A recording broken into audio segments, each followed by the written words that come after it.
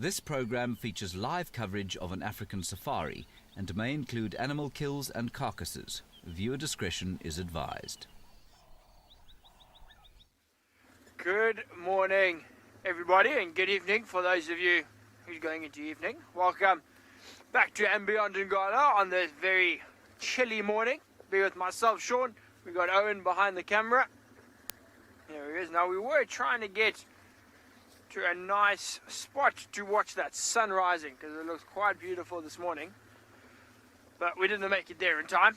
You know, we thought we'd drive a little bit slower, look for some trucks on the way there, and hopefully a little bit later on we'll watch it because it is going to be quite a beautiful one. We've got very clear air, very cold temperatures. You can actually see, can you see a little bit? There's a lot of dew on the ground. You see it in the tops of the grasses. It's catching a few spider webs when we do see them.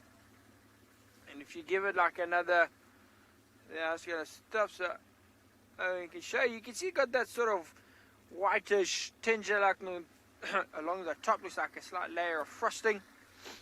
And as that sun comes up, you'll see it will just lighten up all of this grass, and it makes it look really, really beautiful. But we had a very wonderful evening last night. So Rowan had the lions, and Owen says he heard a few hyenas calling very early this morning around the tented camp. So hopefully we have another productive day in the African bush. See what there is, what our plan is. We are heading towards our eastern boundary to see if we can find any tracks of the Birmingham Pride, see what they're up to. While we do that, while we continue on, we're going to send you across to Djuma and see what Tristan has to say this morning. Indeed, it is time to say good morning on a very chilly morning. It's certainly colder than it was yesterday, but it's a beautiful day. We've got lots of sunshine, I think, coming our way. So it looks like that at least, and so it should be a nice start to the day. As Sean mentioned, my name is Tristan on camera. I've got Alex this morning, and it is lovely to have you all along for the ride down here in Djuma. Hopefully it's going to be a good day. As you can see, we're watching our wildebeest herd, the one that hangs around mostly on quarantine. I say our wildebeest herd, it's just we become quite attached to it because we see it almost daily, or twice a day actually. It hangs around particularly close to camp, and so we see them regularly. We've seen a lot of these young wildebeest growing up. In fact, some of them we even watched being born, which is pretty crazy. So these ones that are a little bit larger than the babies, which would have been not this year's babies, it would have been last year's babies. We saw some of those actually, like I say, being born, which was pretty cool. So it's always nice to spend time with these guys. Always nice to just make sure everybody's here and survive the night. These poor animals get hunted quite a lot by lions, in particular in the Sabi Sands, and so you always kind of worry about them and hope that they manage to make it through a night and that they didn't get chased around too much. We know yesterday a lioness killed a wildebeest not too far from here, so it's an animal that I'm afraid gets hunted quite a bit. But this one's got quite cool legs. Most of the time they don't have such light-coloured sections to their legs. They normally have fairly dark legs, but this particular one, it looks like it's got a pair of socks on. Maybe it's for the winter chill. Now, of course, it's that morning time, and the start of our drive is always for kids, and so it's great to have all the kids with us this morning from all around the world. Hopefully you guys are having a good day wherever you may be, and it's important that we hear from you because I'm sure you've got lots and lots of questions that you want to ask about wildlife and all the things that we see and we experience out here, and you can do that by just sending your questions to kidsquestions@wildearth.tv. For everybody else, we'll get to your questions a little bit later, but for the kids, it'll be good to hear from you guys this morning.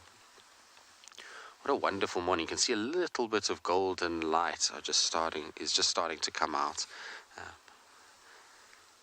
Matthew and Katie, you're asking if animals have eyebrows. So not like ours, no.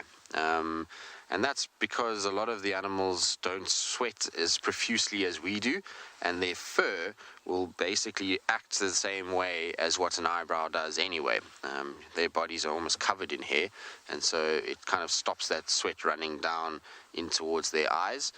But they do have much longer eyelashes than we do for the most part, and that's just to protect their eyes from dust and all kinds of dirt and things, and grass seeds and thorns and things that could poke them in the eye. But eyebrows not in the same sense as what we do. Ours are quite prominent, but that's because we have very little hair on our body, which means that the sweat runs and can go straight into the eye if there wasn't eyebrows, whereas with these guys, because there's fur all over them, that job is already being done basically by the rest of the fur, so no need for predominantly big eyebrows on the face. So peaceful this morning. It's these guys are just feeding, and it sounds like kind of quiet this morning. There's a few birds chirping, but nothing has kind of broken the morning silence just yet. I'm hoping we're going to get a booming roar or a rasping call of a leopard or hyenas cackling away. Those are the things we'll hope for to start our day. Okay, I'm going to probably carry on. I'm going to just quickly go and check up to see if Shadulu maybe treed that kill. And so while I check there, I'm going to send you back across to David. Well, not back across. I'm going to send you to David so he can say good morning.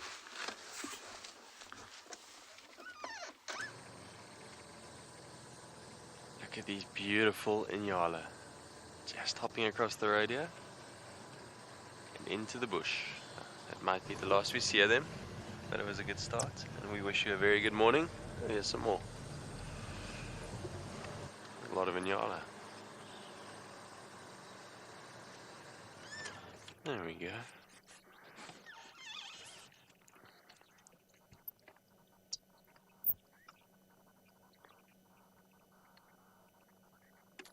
What beautiful animals. Very graceful.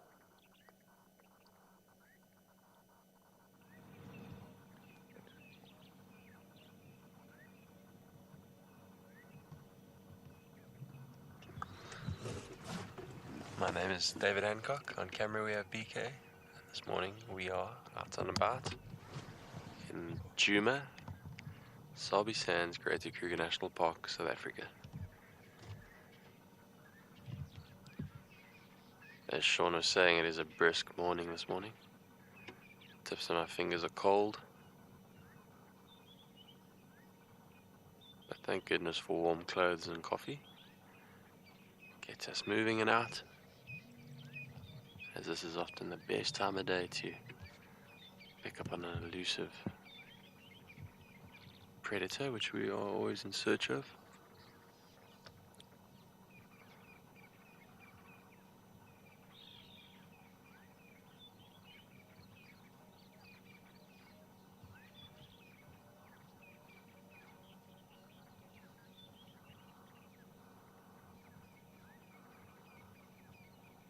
That youngster's barely visible there in that tall grass.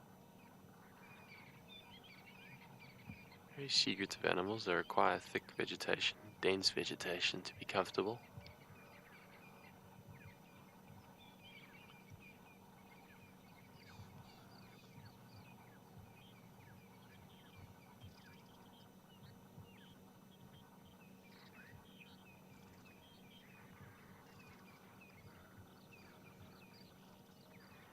Snazzy, you reckon these inyala look like walking cinnamon rolls with their stripes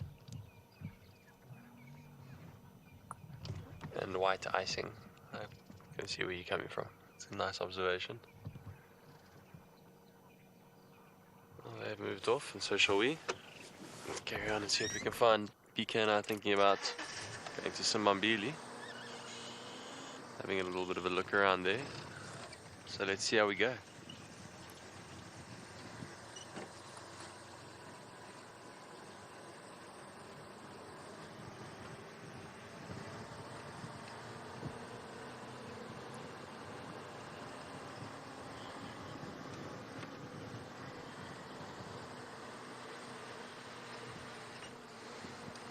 Ollie, you're 14 years old. Good morning. You've asked, do I ever get scared when I go out on safari? And not when I'm doing this, when I'm working or when we're out on a game drive or a walk. Then generally no. But every now and then I've gotten scared. Sometimes things happen that surprise you, catch you off guard or unawares. And standing in the open with a very big angry elephant female or a lion that's not too happy with you being there can definitely evoke some fear. So I've definitely been scared before.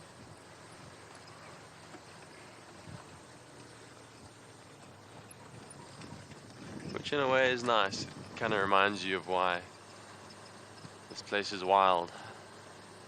Sometimes it's easy to get complacent and get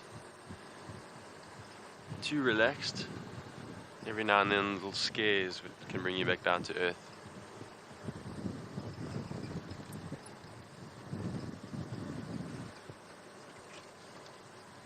We've got spiders coming into the vehicle.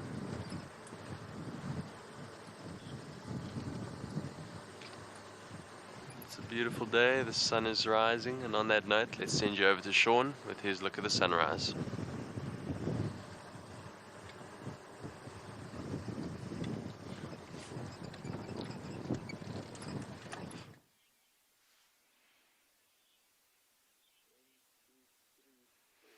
Yes, we are. We are watching this very, very beautiful sunrise. Well, the sun's actually already risen, but we thought, actually Owen thought, look at this Maruda tree. Let's get the sun coming around it. And stunning, stunning, stunning start to the morning indeed. Doesn't really get more iconic than this. A beautiful sunrise, the tree silhouetted there. Now we just need a lion to roar and a hyena to whoop, and then we can actually just end the show.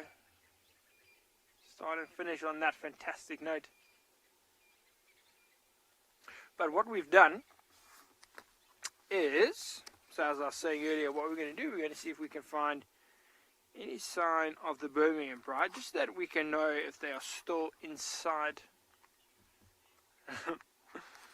We'll see if, just to see if they are still inside Ngala. So I just want to show you a little, I don't know if you can see on the map now, but where we are, so that red dot there is the tented camp where we are living. So we drove up here and then we drove along the river all the way to the end here. So we're now a little bit up from there. We're about just at the bottom of the page. That's where we are now, and the lions were left right by these binoculars last night. So we're just making sure they didn't cross anywhere down or anywhere in here, because now this whole side is part of a different reserve where we can't go. So luckily we haven't seen any tracks of them coming this way. We're going to go up a little bit more, just have a look. It's also a good place for hyenas, jackals, see if we can see any of them. And then hopefully we don't see any sign of the lions here, which means they've moved further west, further into Ngala, which is obviously fantastic for us. Move more to the heart. And yeah, head that way, see what we can find. But as we go forwards here, you'll see this area very, very open. You know, there's lots of space, one or two big trees. There's a tree line off to the right, but otherwise around here, it's very open, which makes it a good place. Oh, recently we've seen Nikki saw 2 cheetahs here.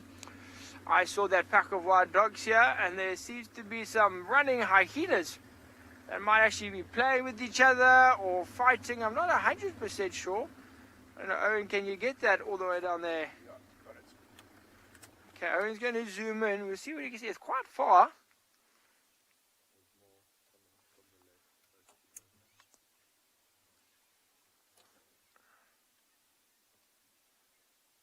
We're going to have a look. If you can see there, you can see that one. So there's actually quite a few there. There they are. See, at least 3, 4. Yeah, it is quite far. But I think we're going to sit here. I know. Yeah, sorry, we got a bit of dew on the lens.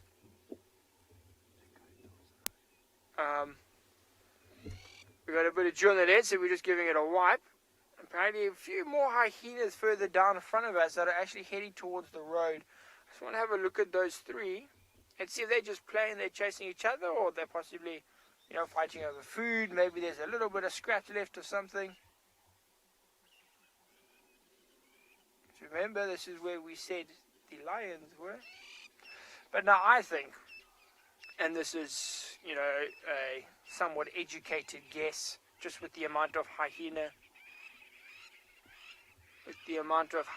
activity in this area we've seen recently, that there might be a den somewhere inside those trees, quite a lot further to our west, which is where you're looking. So Emma at FC says she might be able to see 4 hyenas. Oh yeah, I think there are 4 indeed, actually.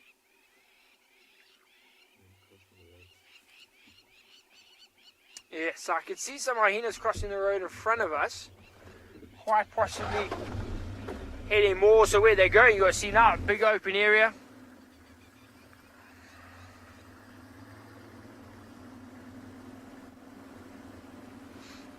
So interesting question from 11-year-old Gabriella. She wants to know, when do hyena cubs start to hunt? So Gabriella, what will happen is they'll start eating meat a lot earlier than they will hunt. So what happens, the parents, the mother will bring back food, she'll regurgitate it for the cubs, and that will happen at about, I'd say, 2 months, roughly, give or take a week either side. But actually, for those cubs to go out away from the den site and actually join a hunt or a scavenge, whatever it may be, they would be quite a bit older. Maybe closer on like a year, I'd say. I was trying to see exactly where this hyena... oh, there it goes. Yes, so it ranges. They start eating meat, Gabriella, quite early, but they only join a scavenge or a hunt a little bit later on. So here after I was trying to get away from the sun. Owen says he can make it work. So there now you can see there's one hyena. Now if you look very carefully, a bit tricky with the light, but it doesn't seem to be any blood on the neck, which should just give us a clue as to how successful these hyenas were last night in their scavenging, hunting expeditions. This one doesn't also look too full.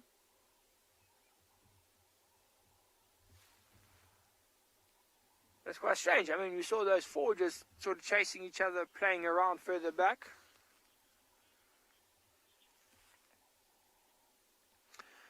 So myself and Owen going to spend some time here trying to investigate these 5 hyenas, see what's happening, anything interesting.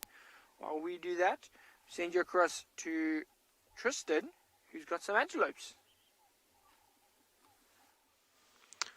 We are looking at the antelope of Djuma. We're looking at probably one of my favorites in the form of kudu, and it is the most beautiful scene now, not so much because they're on the road, but just now they were walking through this beautiful white winter grass, and it was kind of a bit misty, so now as she goes that way, you'll see they're kind of walking through this area, and it's just really, really pretty to watch them kind of coasting through this long grass, and you're just getting a little bit of that morning kind of freshness to it. It's really, really very nice. I'm quite glad that we managed to kind of find them in this area. The other bit of good news that I've got, which I'm sure a lot of you will be happy to hear about, is there's no sign of Shadulu, which is not such good news, but there is good news in that there is tracks for the Nkahuma Pride crossing into Djuma. Woohoo! So we're going to try and track these guys down, see if we can find them. It seems like the whole pride with the cubs and everything, so we're going to see if we can locate where they are. I haven't heard any roaring this morning, so hopefully they haven't turned and gone into Little Gowrie or somewhere like that, but we're going to try and see if we can find them. But there you can see that kudu walking into the morning sunrise. Isn't that beautiful? With that beam of light? Super pretty. Kudu, thank you for that. That was very nice. Quite enjoyed that. It's quite a cold morning, so I want to try and get on the tracks as quick as possible, purely from the point of view that these lions can move quite quickly when it's cold like this. So I'm hoping that if we get ourselves onto the tracks quick enough, then we'll be able to figure out where they actually are quite quickly. I'm hoping that they went to Treehouse Dam and decided to stay there. That's where I'm hoping that they went. Treehouse Dam would be the perfect spot this morning for them to have decided to settle down. So that's what I'm going to go for. Beautiful, beautiful, beautiful morning. There's a bit of mist actually this morning as well because of the cold, and this little bit of golden light and these kudu in this white grass. Ooh, magnificent.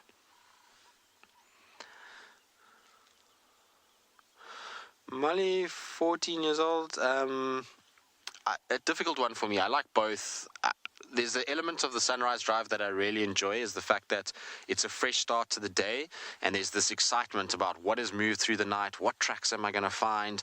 You know, everything almost gets reset during the night because things move around, and so it becomes a very different day. Whereas the afternoon safaris, it's often about what you discovered in the morning and then enacting a plan in order to try and figure out in the afternoon. So the nice thing about sunset safaris is that you generally, let's say hypothetically we find the lions and we know there's a buffalo herd nearby, then your plan is going to be to try and spend time with the lions because maybe that buffalo and lion pride walks into each other and there's interaction. So it's really different. I like both of them. I prefer, funny enough, sunsets in terms of just a visual thing. I like to see sunsets more than I like to see sunrises. Normally because sunsets are far more dramatic, particularly in the summer for us. You get a lot more cloud buildup and therefore the light is just unbelievable, and you get these incredible formations of clouds to look at, and they go these kind of orange colors and they get stormy, and I think it's just very, very pretty. So that's why I prefer sort of sunsets as the sun going down or the sun coming up. But in terms of the actual drive, tricky. I mean, both have such value, and both of them in their own right are nice to kind of go on. So sunrise from a tracking point of view and sunset from a plan point of view. All right, Alex, I think let's leave these kudu and try and see if we can get onto these tracks. I'm worried that these lions turn and go into Little Gari or something like that. All right, while I try and find exactly where these lions are, I'm going to send you across to David, who I think is doing very much what we're doing, is in watching animals wading through the long grass. How beautiful is this scene? Typical African scene, wildebeest in the grass.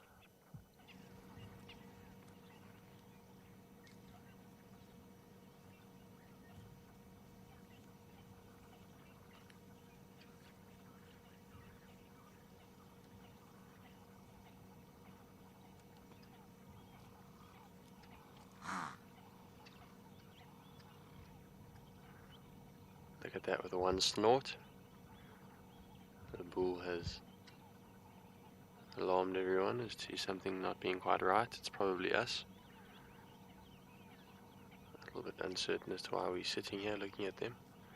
And with that one snort, everyone picked up their heads and immediately looked around, making sure there was no impeding danger, but now it looks like they're carrying on.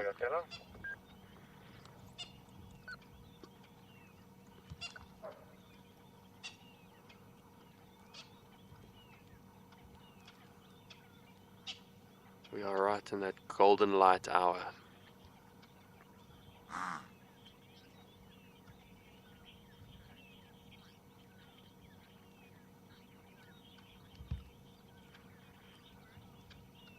Clementine, age 5, good morning.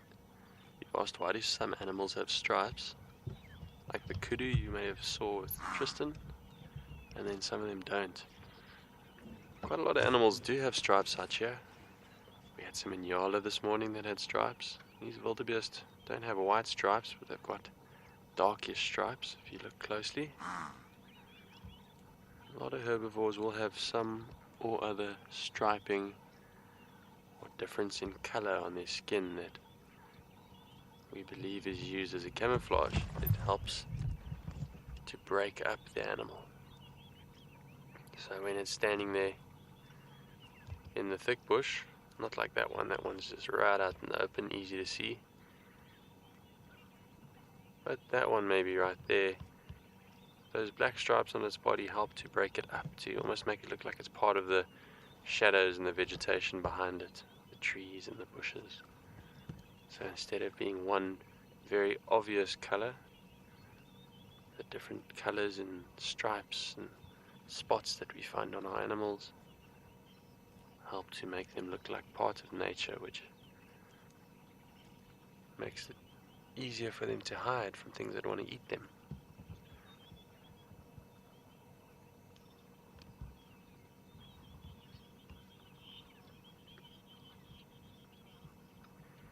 And talking about blending into the grass, it sounds like there's an exciting animal with Sean. Let's send you over to him.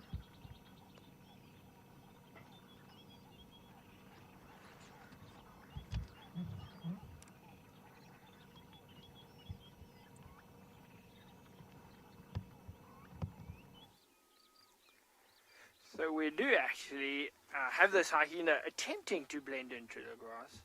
Yes, this is a different one, not one of the ones that we saw walking or the ones that we saw playing with each other. They all disappeared into different tree lines. We was driving down a new road, and we just saw this big bump. So you can see this hyena. It's facing away from us, so I can't tell, male, female, pregnant or not, or if it just ate.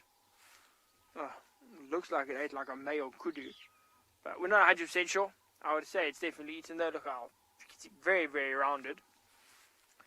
But it's also just a beautiful picture with the sun sort of highlighting the top of the fur as well as the top of the... Oh, look, there's another one coming. Stopping a respectful distance away there, just having a look. So it also looks, that one there also looks quite full in terms of stomach, very full-bellied. Maybe they did. If you remember at Rowan's thing yesterday, his last drive with the Lions, they heard jackals alarm calling. This is where those jackals were alarm calling. So quite possibly these hyenas caught something, maybe a young wildebeest, maybe an impala, maybe they stole food from a leopard. I mean, we don't know, but I would say with all of those signs, there's a very good chance that they did catch something, and that's why both of these hyenas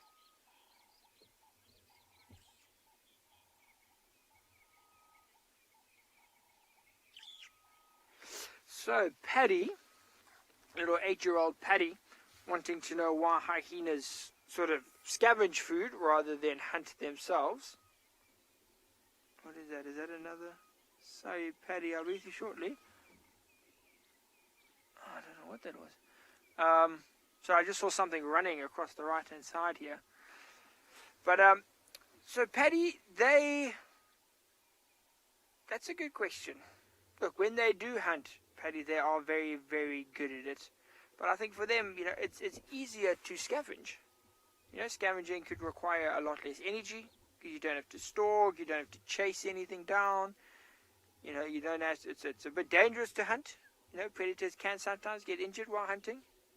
Impalas can injure leopards, buffaloes can injure lions, so it's dangerous hunting. So for these hyenas, you get 4 of them like we just saw, or even these 2, they can go and steal food from a leopard, which is just much easier. Requires a lot less energy, it's a lot less dangerous for them. So I think it's just easier. It's like you going to get takeaways rather than cooking your own food. It's a lot easier to get takeaways than it is to cook. So maybe that's why they do it. And they also have the resources to scavenge. So Emma's telling me in my ear that hyenas are very good with Uber Eats, which is very true. The hyenas, they will eat anything. Be it something small like a scrub hare that they stole from maybe some wild dogs, or they can eat impala, kudu, giraffe, buffalo, anything. Anything they get their mouths on, they can eat. And that's one of the special things about them. Their jaws are very, very strong. So they can scavenge. Because if there's only bones left, that's okay. the hyenas can crunch those bones.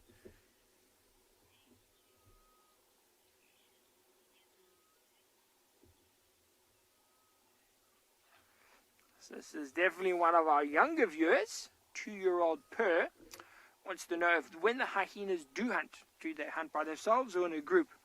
Now Per, it's a bit of both. I've seen hyenas hunting in groups of 2, 3 and 4, and I've also seen them do it by themselves. So what happens is generally the hyenas, when they leave to go out at night to scavenge, to hunt, they will go out maybe individually or in a group of 2, because that way they can just cover more area. And then if they find an opportunity, let's say they find maybe a pride of lions on a giraffe carcass, then they will call. They'll make these whooping noises and call all of their clans, their friends, and they'll all come, and then they'll all sort of sit there and wait, maybe chase the lions if there's only 2 or 3, and take the food. So I always explained it's very similar to us rangers. You know, we leave the lodge and we spread out. We all take different roads. Then we find something and we go on the radio and we say, everyone, I found, 2 hyenas. This is where I am. And then everyone that wants to come can come. So hyenas do the same thing. They spread out, they find something, they call the other hyenas, and they all come and gather depending on what it is. Hyenas are actually fascinating animals, quite complicated, very sort of intricate social structure. They live specific ways with rankings and hierarchies and things like that. And they're also very intelligent. Their ability to sort of hunt and understand. You watch them hunting and just, you can see there's quite a big mental capacity there. The techniques that they use, the coordination, the strategies. Really, really awesome. It's really awesome to watch. Underappreciated animals, hyenas. I mean, look at that. With the sun glowing on that little bit of mane, that fur across the top of the back, the neck. The long, long neck, sloping body. Big ears.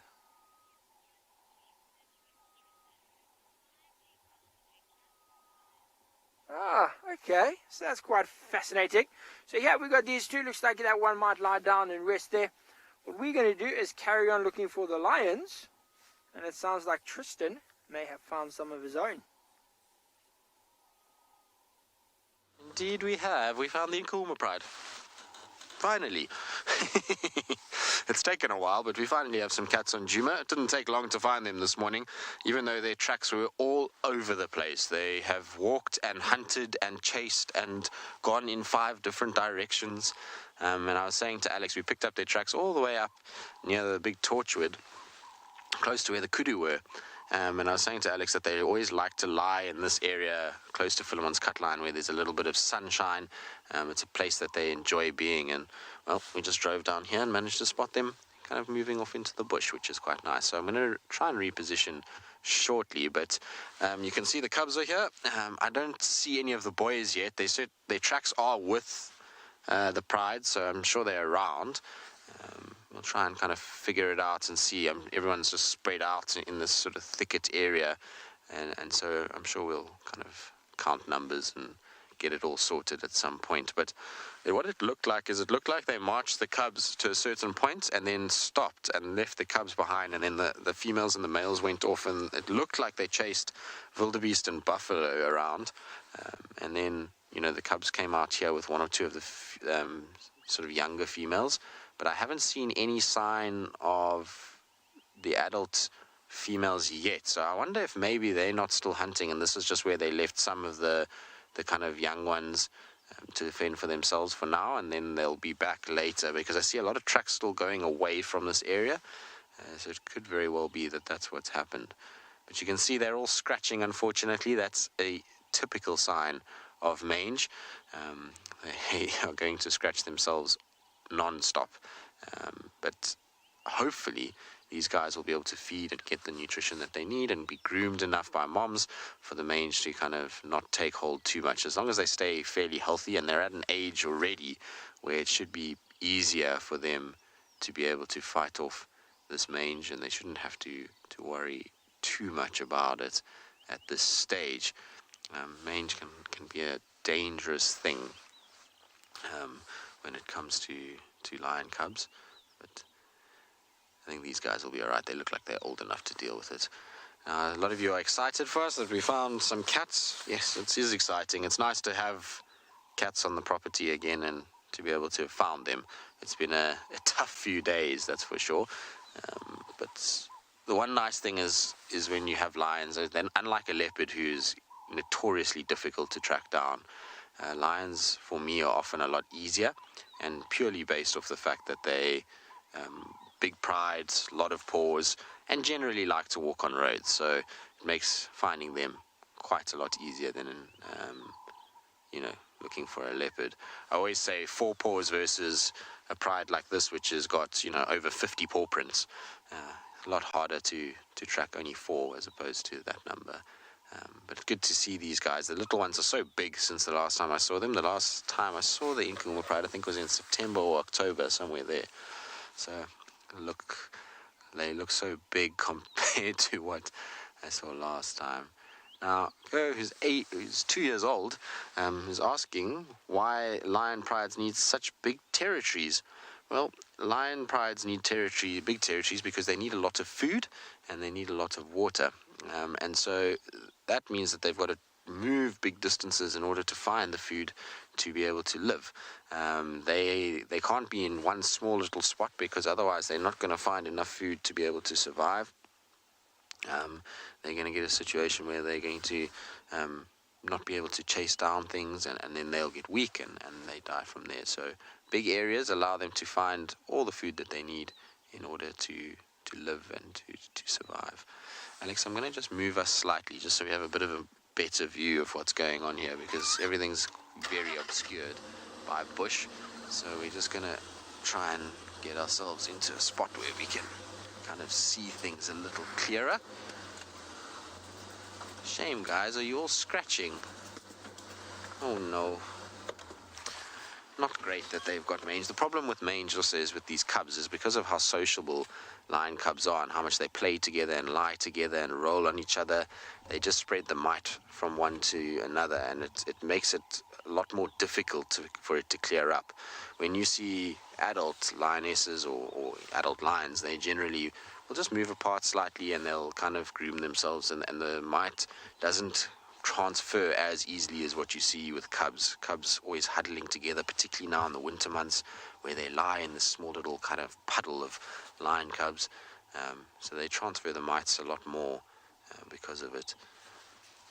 Hopefully, though, moms will be grooming and keeping them in decentish condition. Shame, they're all scratching. You guys itchy? Must be the worst thing. But they're so super cute. There's nothing like lion cubs, that's for sure. I will say this, a lion cub is one of the cutest animals, especially those newborn kind of fluffy balls that you get sometimes before they get a little bit lanky, because as they grow up, much like leopards do, they get to a point where their paws and their ears look way too big.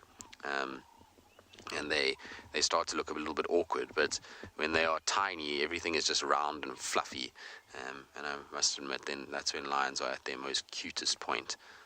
These youngest ones that we see in this pride are just starting to get out of that phase. They're still very cute though. The older ones are starting to look a little bit kind of lanky, but like I said, it's part and parcel of growing up. Got to grow into paws and ears at some point.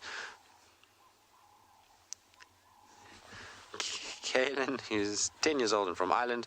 Kaylin yesterday was supporting us and telling us that, she was still enjoying the drives, and so she's very happy that we found lions this morning and saying well done.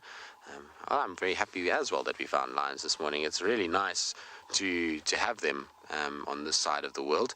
What's interesting though is it seems like most of our buffalo have left, so they haven't timed this very well. If they had been here 2-3 days ago, there was a lot of buffalo for them to have eaten. And they would have had a really good time of it, but it seems as though they've decided to come a little bit late, and so they might have to walk a little bit further afield in order to find those buffalo again. And I think they could do with a really nice big meal. I mean, they're not skinny and underweight at all. They are fine, but it does look like they could eat. And so I think a buffalo would go down really well for these guys. And what it does mean is our wildebeest that we saw earlier are going to be in danger this evening, so if they hang around quarantine, because we're not very far from quarantine at all. Okay, well, I'm going to spend quite a lot of time with these guys this morning. We're going to see what they get up to. I suspect that they're not going to move too much, but while we figure out how many we've got here, let's send you back across to David. Look who we found, the king of beasts. The mighty elephant. I'm super excited that the king of the jungle is with Tristan. That is very, very good news. Excellent tracking job there.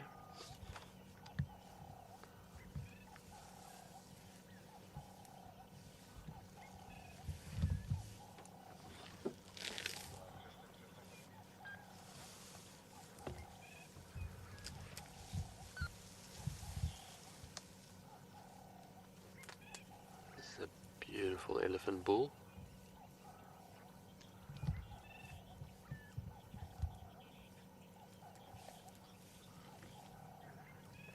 Courtney, age 7, you've asked, do animals ever get hiccups from eating too fast?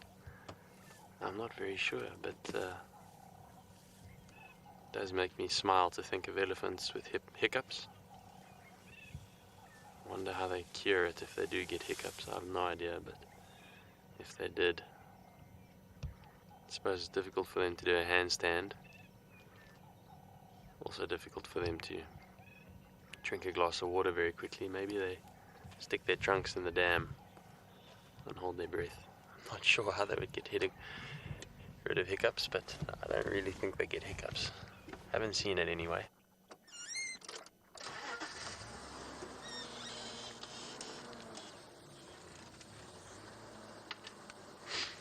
I would love to see an elephant do a handstand though, if it had hiccups. Oh, here's another bull. There's 2 elephant bulls here this morning. They've moved into the beautiful golden sunlight.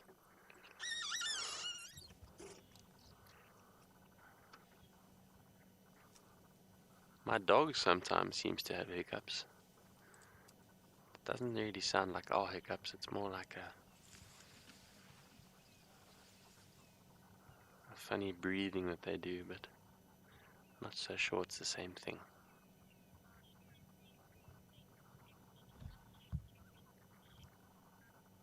But once again, very exciting news about those lions this morning with Tristan. Let's send you back over there and enjoy that beautiful sighting.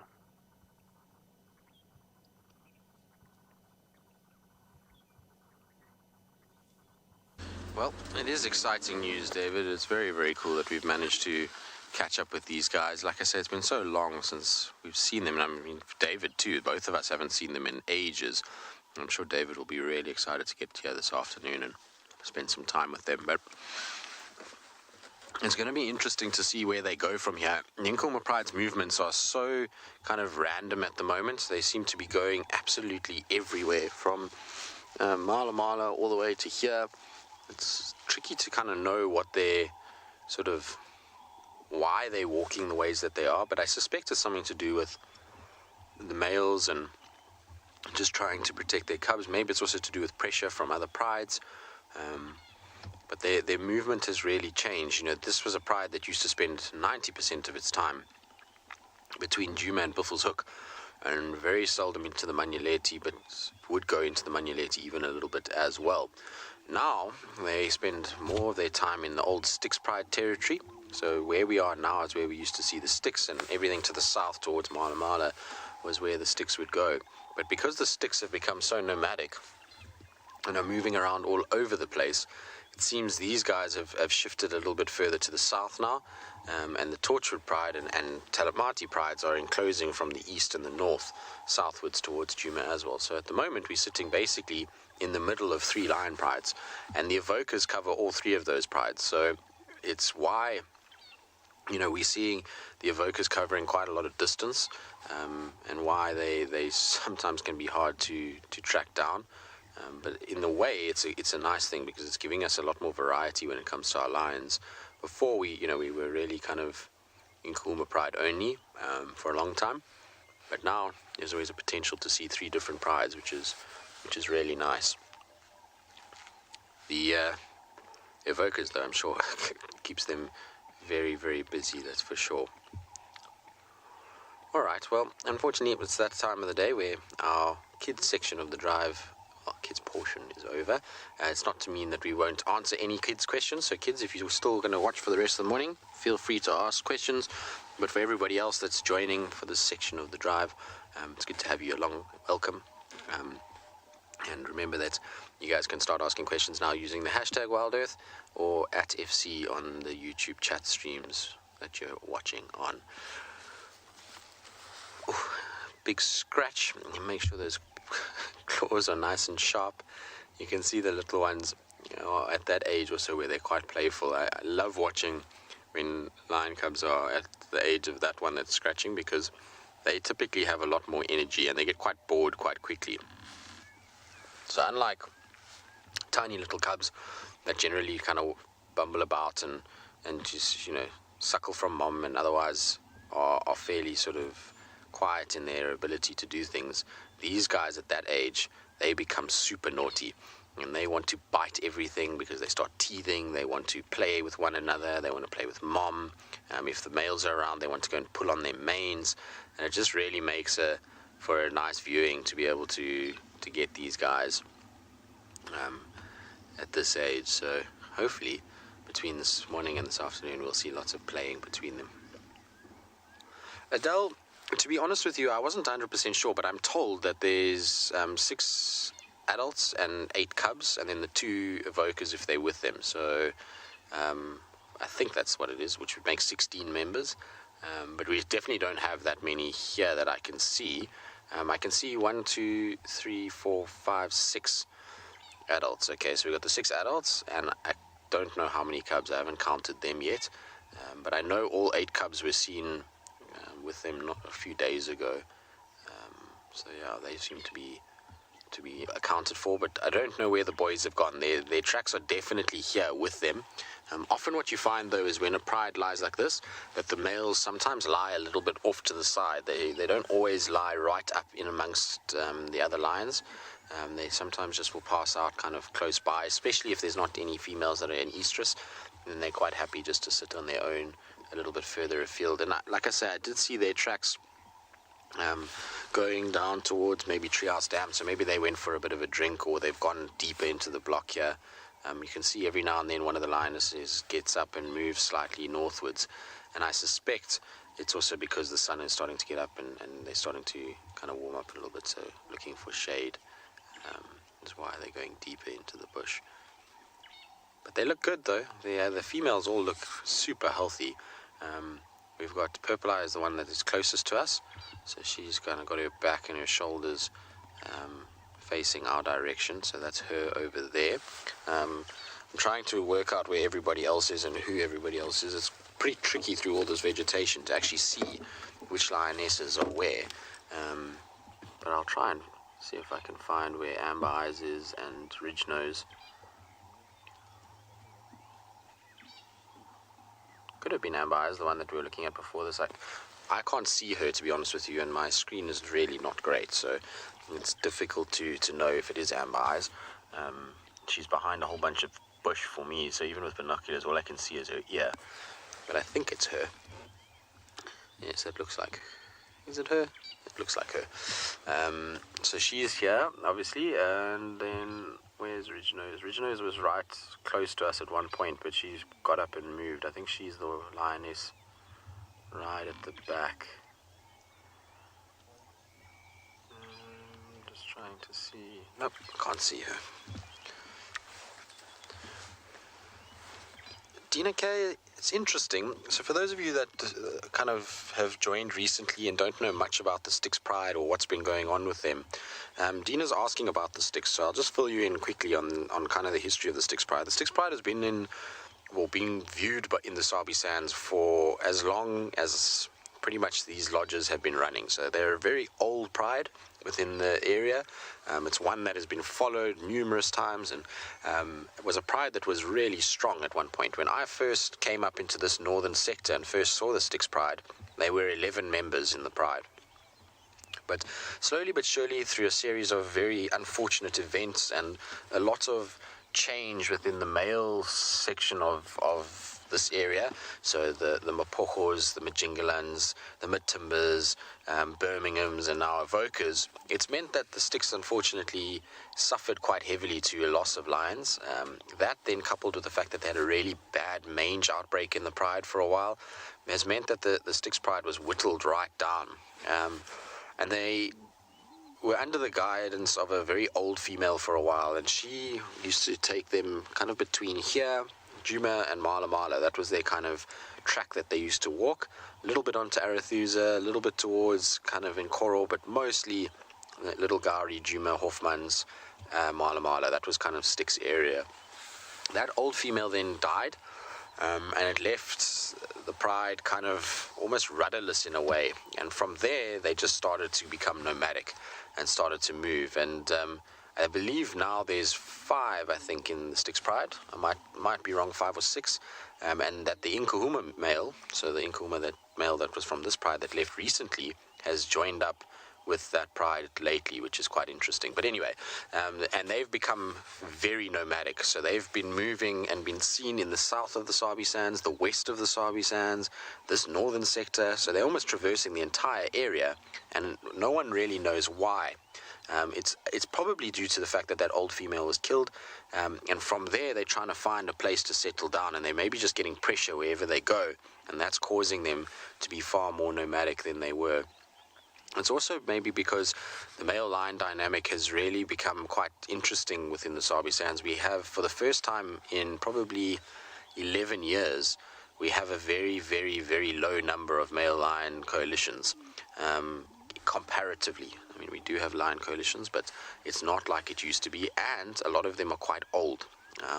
So if you look at the center of the Sabi Sands currently, you've got the 2 Birminghams and 1 Matimba male, and then the Ottawa male. Now the Ottawa male is a young male, but the others are all aging at the moment and getting older. I mean, the Matimba male, how he's still alive, I don't know, but you're getting this kind of situation where there's not this push of young coalitions coming through like there has been over the past 10 years. And maybe that's why it's allowing these Styx to move along and go where they want to, because ultimately they mated with the Birminghams, and the Birminghams control such a vast tract of land within the center of the Sabi Sands, and the Ottawa male pretty much just stays, with the pride, with the Manganes, and then the Matimba male is always in the west, doing his own thing. So it allows the Styx to move around quite a bit, and to do their own thing. So maybe that's why they've become so nomadic.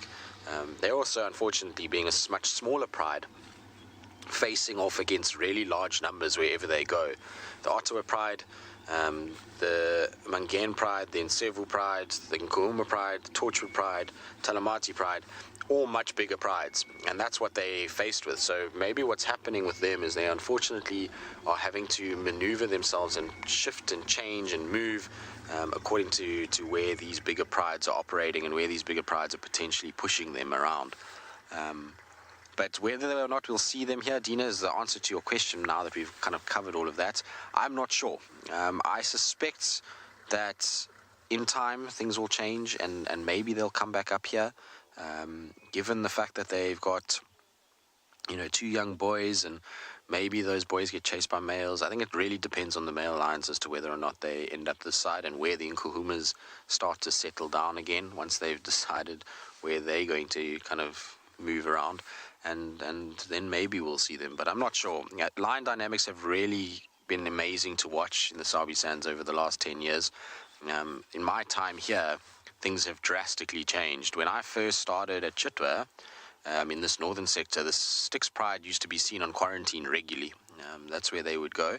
And the Nkuhuma pride was a very, very, very, very seldom seen inside the Sabi Sands. They were mostly a Manyaleti, Buffels Hook pride, northern Buffels Hook pride.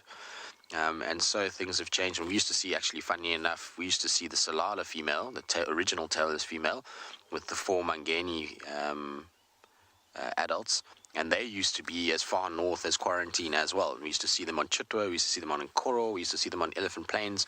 Now we never see them on Game Pride, and we never see obviously the Lone Solala lioness coming up into these areas. So there's always this kind of ebb and flow and movement, and it's generally dictated to by males. Males are normally the ones that are the guys that are kind of controlling what's going on, because if a pride mates with males and a new coalition comes in, then generally that pride is trying to move in order to try and establish themselves away from the new males and try to keep those cubs as safe as possible. Alright, well, we'll continue watching our girls and the cubs, and we'll keep an eye out for the boys. But while we do that, let's send you across to David, who's watching something that these guys, I'm sure, would love to eat.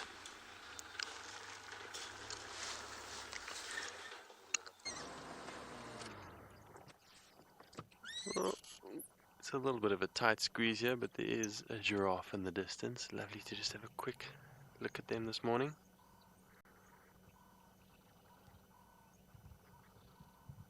She's been very picky with her trees. She was right next to us, and then she decided another tree tasted better.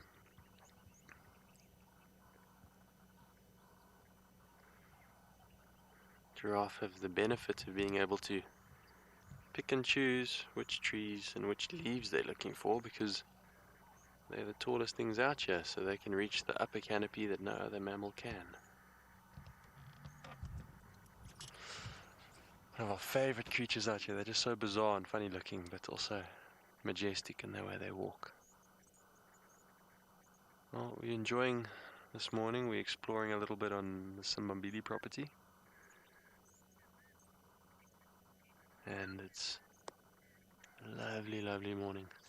We'll try and get our way out of here. We just stuck our nose into a little gap here to try and have a look at this giraffe.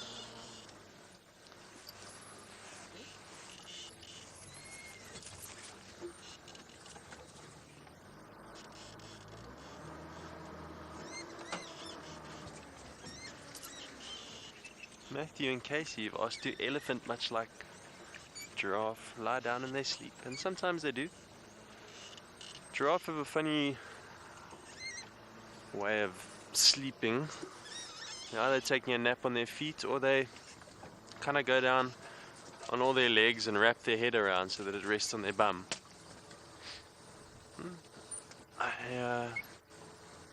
I see elephants lying down sometimes, but generally an elephant, when it sleeps, will remain standing and dozing, kind of like rest its head against a tree if it can find one, or it'll lean against a termite mound or the side of a riverbank, some high structure that can support it. That's normally how they have a bit of a snooze, but generally just on their feet. You can imagine it's quite a lot of work to get that body to lie down and stand back up.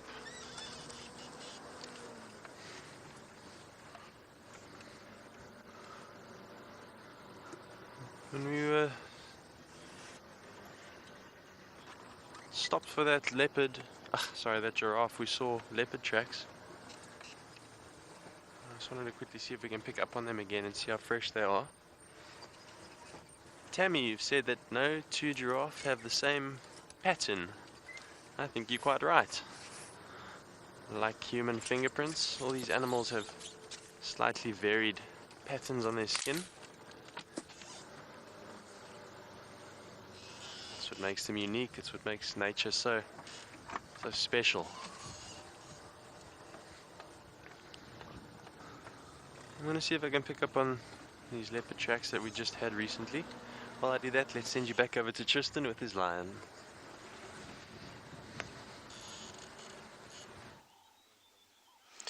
Well, David, I hope that you find that leopard. I feel like there's a change coming today. These guys are going to be the trigger point for us to start seeing things. What do you think, Alex? I think so. I think that's what's going to happen. I think we're going to hopefully find that we're going to see a lot more over the coming days.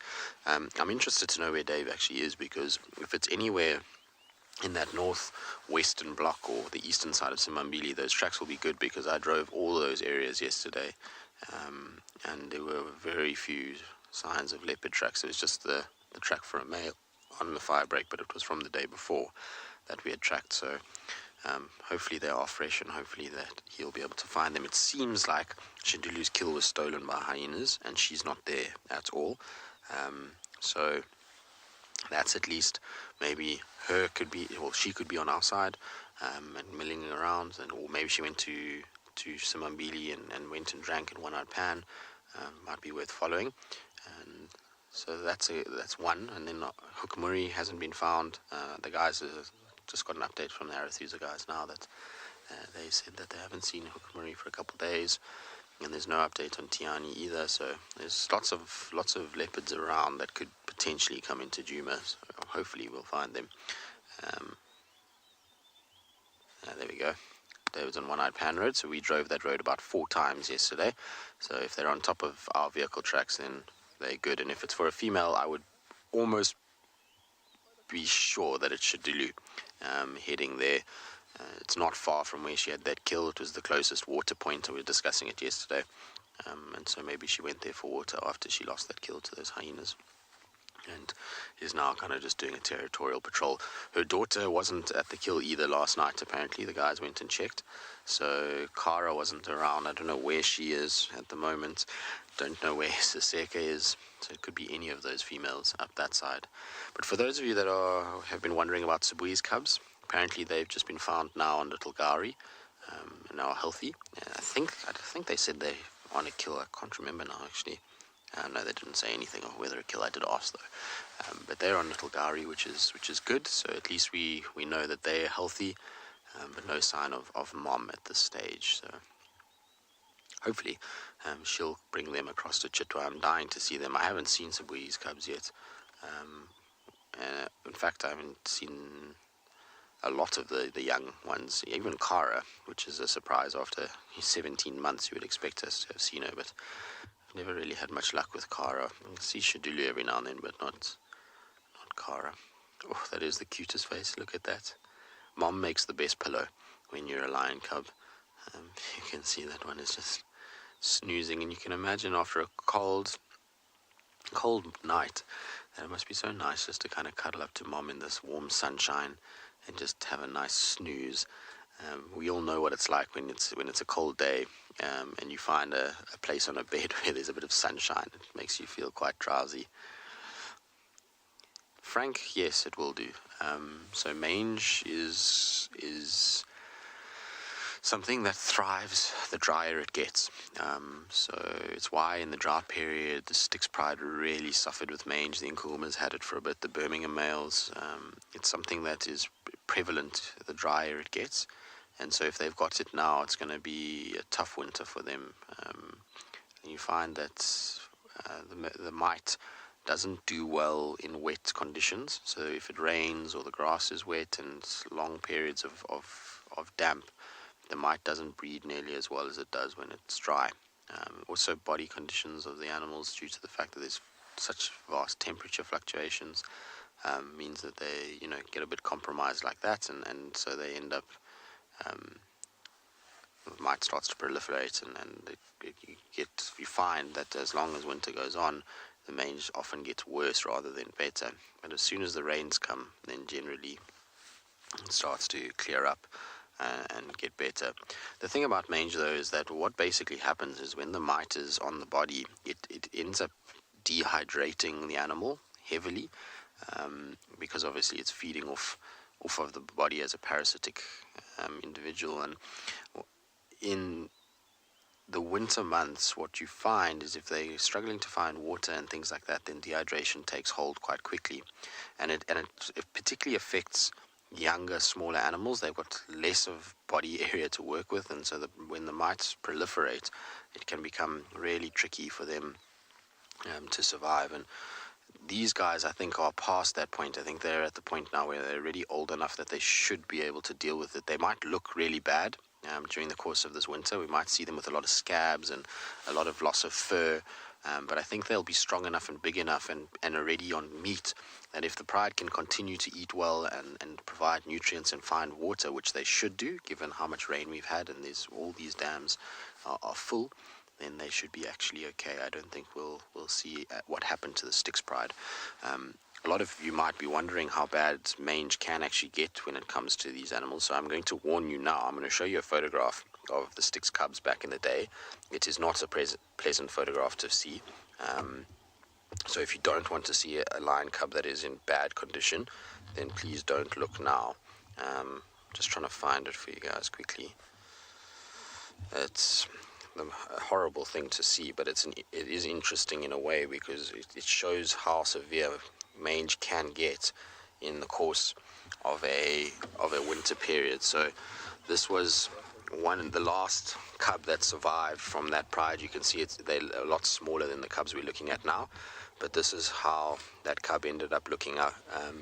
What was amazing about this particular cub is that this cub was the one that got mange first and was the one that really started to look bad first, and it out-survived everything else in the pride. It was unbelievable to see the determination of this little one.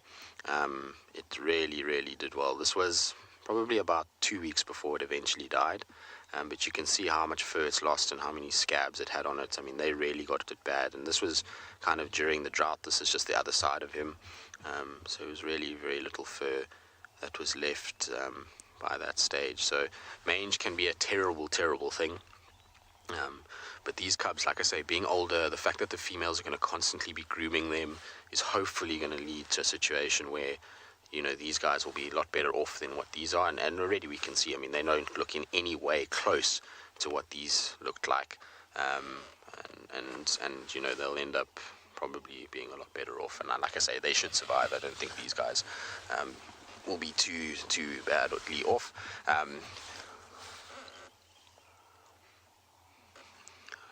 Azani, yes, exactly. That's why the story of the Mangane males was so interesting and so great.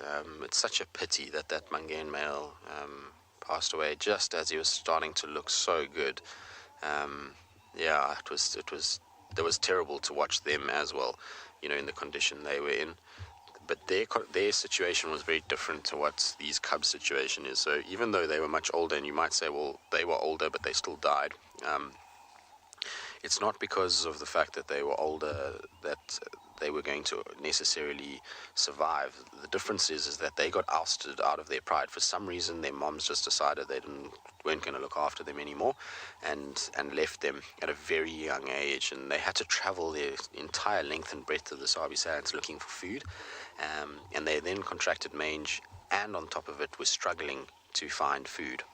And the weaker they got from the mange, the harder it became to hunt.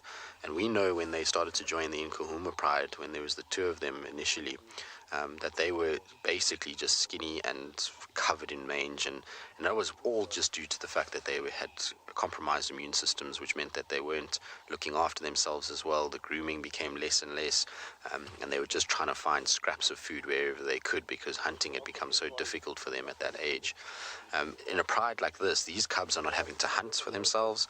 Moms are providing nutrient-rich milk still to most of them, and they're getting afforded the opportunity to be groomed. I mean, you can see here, this is bonding within the pride. Two adult females, they're busy grooming themselves, and they're going to groom their cubs. And so their body condition is going to be looked after by the mothers, as opposed to these Mangane males that had to look after themselves. It's obviously a horrible thing either way, but the Mangane male, the fact that he got to that point where he was looking so good and then just died all of a sudden was horrible. I really was sad when I heard about that.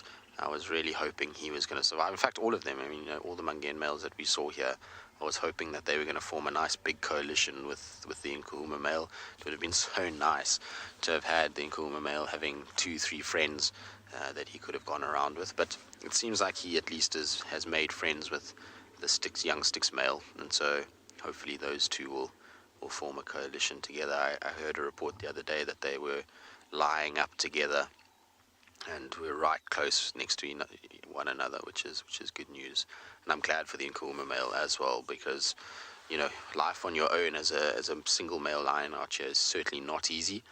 It's very difficult, and surviving is not easy. So, if you can have a buddy or a coalition partner, then generally you're going to be doing much better in life, and you're going to be able to, survive better than a lot of others. Exactly. No one wants to have no friends. That's why the Ottawa male, in a way, is an incredible individual, because he has survived on his own in an area where the Majingalans and the Matimbas and Birminghams have all been moving around, and so for him to survive by himself is pretty incredible. That's for sure.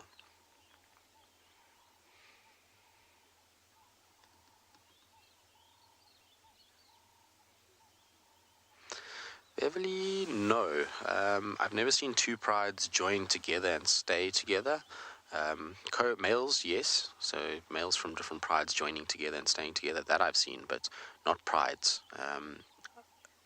Generally with prides, I've seen splits rather than joinings. And the reason for that is that a lot of it is to do with the environment that they're in. So if you look at this particular section, we don't see huge amounts of buffalo, huge amounts of zebra, huge amounts of wildebeest, huge amounts of giraffe. Now, those are all animals that lions typically need if they are going to get into big prides. And so what you've seen in the history of the Sabi Sands is essentially prides getting to a certain size and then splitting. So you look at the Salalas is a great example of this in recent history, but this pride too, which I'll get into just now. But the Salalas essentially was Salala pride, which then had a split off into the Mangen pride, the Salala breakaway pride, and then the Nsevu pride. So there was actually at 1.4 prides that were made up of the same lineage and the same kind of starting point. And that's all just to do with the fact that different males and food availability became a certain problem. Look at that little one squeezing between these two. Cute. So you end up with a situation where there's splitting rather than joining together. In the case of the Nkuhumas, the Torchwoods and Talamatis and Nkuhuma prides are all related. And again, what's probably happened is that they just cannot find enough food to sustain large numbers. So when a pride gets over 20, 25, they've got to be eating something like the size of a zebra almost daily to sustain everybody, particularly when the cubs get big. And that becomes really difficult in an environment like this. It's not easy to find that amount of animals where we are. The bush is thick, it's dense, it's better designed for things like impalas and kudus and nyalas and those kind of things, which won't really sustain them. And so that's why you find that they split off. It's food availability becomes tricky, and they then start to move away. And then obviously you add the element of male lions into that as well, and that's where his splits happen. But coming together as prides, not that I know of in terms of two complete prides joining. A random female here or random male here or there, that I've heard of and seen, but never complete prides joining together. The Southern Pride actually had a lioness that joined them. So Floppia, who actually became the kind of iconic lioness for the Southern Pride and the one that used to walk in the front and the others would follow, she came from a different pride. She actually wasn't born to that pride. So it can happen with females too, but generally whole prides don't bond together and socialize. Interestingly enough, though, they will feed together. So these guys and the Talamatis have been seen on a carcass together, and these guys and Torchwoods have been seen on a carcass together, which is interesting. The Mangens and the Salalas too. It's happened with them as well. Okay, well, we're going to keep sitting here and enjoying just this peaceful kind of grooming session that's been taking place in the cuteness of the cubs. And while we do that, let's send you up to Sean, see how he's getting on and what his plans are for the morning.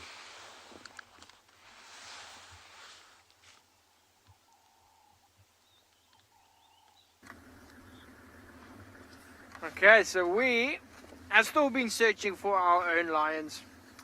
We heard some males calling, but it sounds like it was off our sort of eastern boundary where we saw that single hyena walking towards. But then there were some other rangers that heard hyenas calling and sounds like maybe fighting in this area here.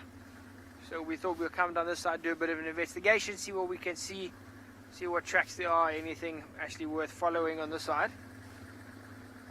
Well, I've heard Juma's doing nicely with that Nkuhuma pride. And I was actually thinking, I overheard some of the questions about prides coming together, things like that. And when I arrived here at Ngala, so just over 3 years ago, the Birmingham Pride, the one that we've seen, and a couple weeks ago maybe, Rowan tried to show you the Birmingham Breakaway Pride. But anyway, just after I arrived here, those two prides joined up. And, sorry, there's just some warthogs there we're trying to get in before they disappear. And then I'll carry on with my story. You see, there's quite a few. 1, 2, 3, 4, 5, 6, 7 of them. Quite a big family of warthogs. And surprisingly relaxed. I mean, remember yesterday, I think Tristan tried to look at the warthogs and they just disappear. That's what they do normally. So I quickly interrupted our story to have a look here. You can see some of the little ones actually still feeding. But again, how stunning is that morning sunlight? Just lighting up that sort of mane, the back, on top of these warthogs.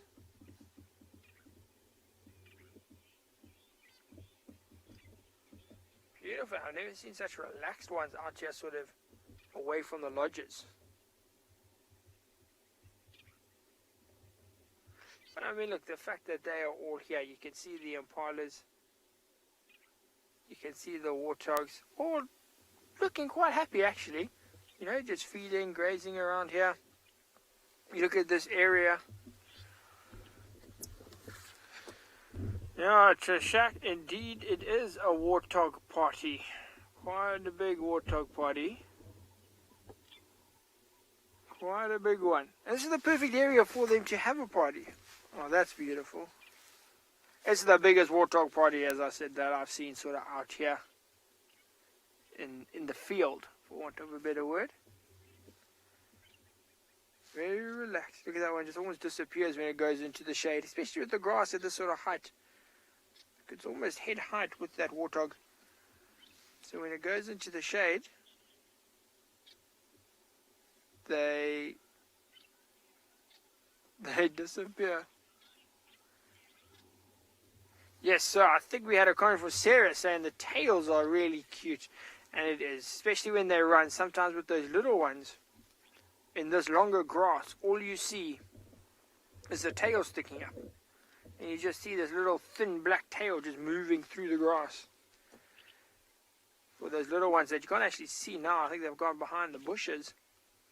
But that's the effect that this grass has when they run. Oh, there you can see a few of the little ones. Still there. So that tail sticking up in the air, Sarah, it's actually a muscular contraction for when the warthogs run.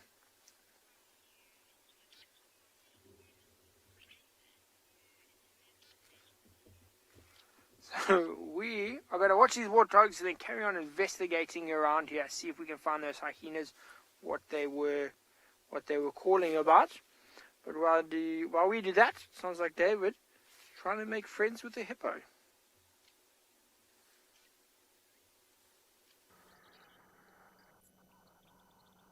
We just finished saying good morning to this hippo.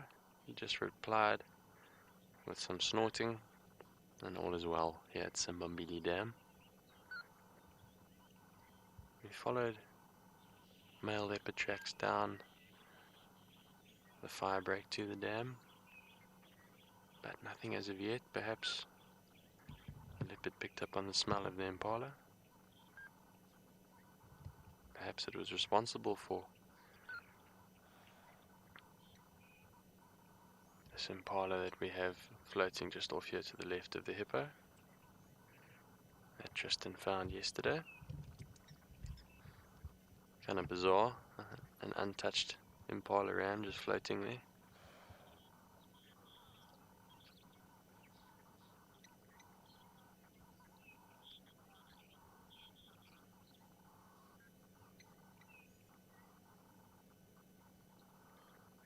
Very interesting indeed. It's not something you often see.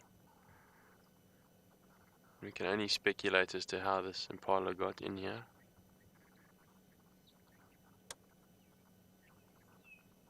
Perhaps it got chased in by wild dog and drowned, or who knows. You would have expected whatever chased it in to have pulled it out, but No, it's just floating there, and that hippo is obviously also perturbed by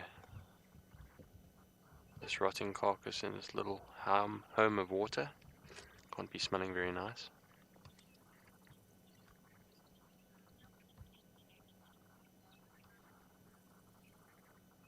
Giving his bath water a funny smell.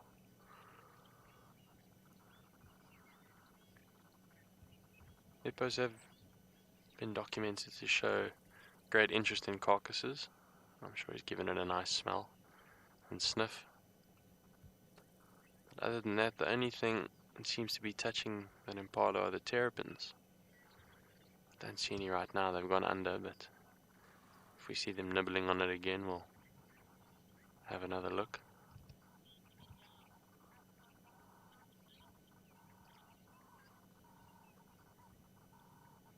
Adele, you've asked, have any crocodiles found this impala yet? It doesn't appear to be.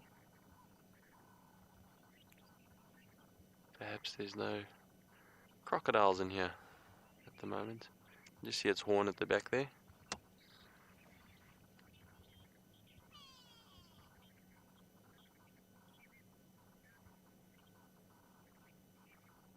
Well, let's send you back over to Tristan with his very cute little animals.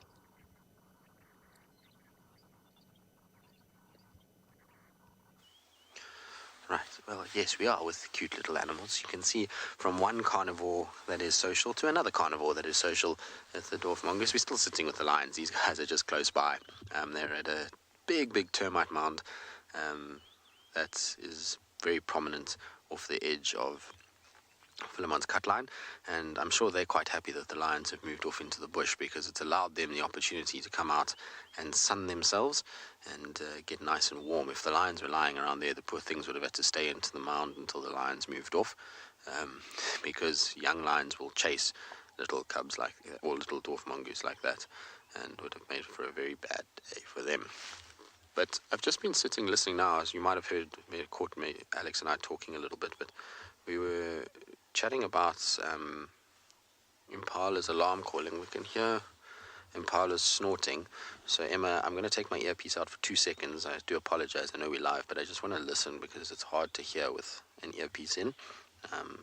So I just want to hear if they're still snorting. Obviously it's the rutting period, and so it means that alarm calls can be confused, but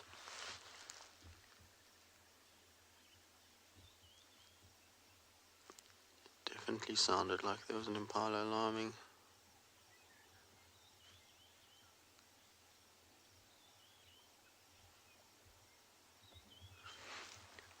It's gone quiet now. The thing is that this time of the year, what can happen as well, which makes it a little bit tricky, is that the male impalas are rutting, so there are a lot of snorts and noises that come from them. But because of the rut, what happens is they actually separate themselves and they get into a situation where they become on their own. And when they're on their own, that makes life quite tricky for us, because sometimes they will spot something, and you'll see there's a car that's going to come past now. I do apologize. Alex is going to try to keep it out of the frame, but the males being on their own means that if they see something, it's just a single impala snorting. Now, normally when we rely on alarm calls, we're relying on multiple individuals snorting, and that really tells us that something's up. But when it's just a male by himself, you only get that one snort, and it's not as kind of explosive as an entire herd. When an entire herd sees an impala, sees a leopard or a lion, everybody just starts snorting, and it's like a machine gun rapid fire of snorts. But obviously when there's just a male impala by himself, it's a much more gradual kind of process, and you just get a snort and then a break, and then a snort and then a break, and a snort and a break. So it makes it much harder to hear when you're sitting, if it's just a male, or if it's a male rutting, or if there's actually some sort of predator around. The indication that I'm going on, though, is that the lions have not even lifted their head to it. So if it was something that was really serious and the impalas were going crazy, the lions would have all lifted and turned in that direction, because they know when impalas all shout together. So if there's lots of impalas shouting like that, they know that there's a very strong potential that one could have even been killed. And that means that they'll run to go and investigate, to maybe try and steal whatever it is. So the fact that they are not in any way perturbed by what we heard, probably indicates more that it was just a rutting male that I was hearing in the distance, rather than something that they need to be worried about.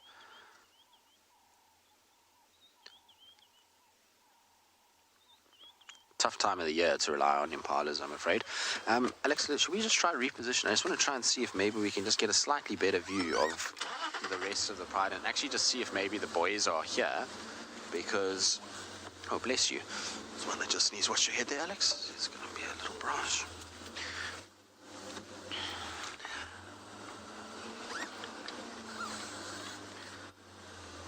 I don't see them though, but their tracks are definitely with this pride, so I'm not sure if maybe they're just not lying up somewhere close by, or if they decided to carry on walking and left the pride to do the pride things. Just try and see if we can fit into this little gap here. There's a nice gap, I think, where we'll be able to see them fairly nicely. That's better, Alex. That'll work quite nicely. Males, are you here anywhere? No, don't see them in any of the shady spots. At least we got a nice view of the cubs all kind of lying together.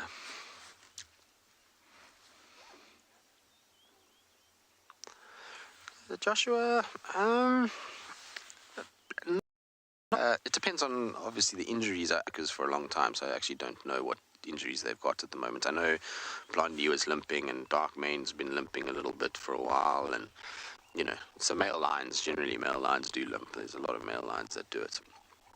But the thing is, when a male lion is in some sort of territorial dispute, the amount of adrenaline that pumps through that body generally means they overcome those little limps and are able to still defend territories and things like that. So I don't know if they're as much prone to losing territory due to these little limps and things that they've got. I think if push comes to shove, those limps will certainly kind of fade away, and the adrenaline will be enough to get the job done.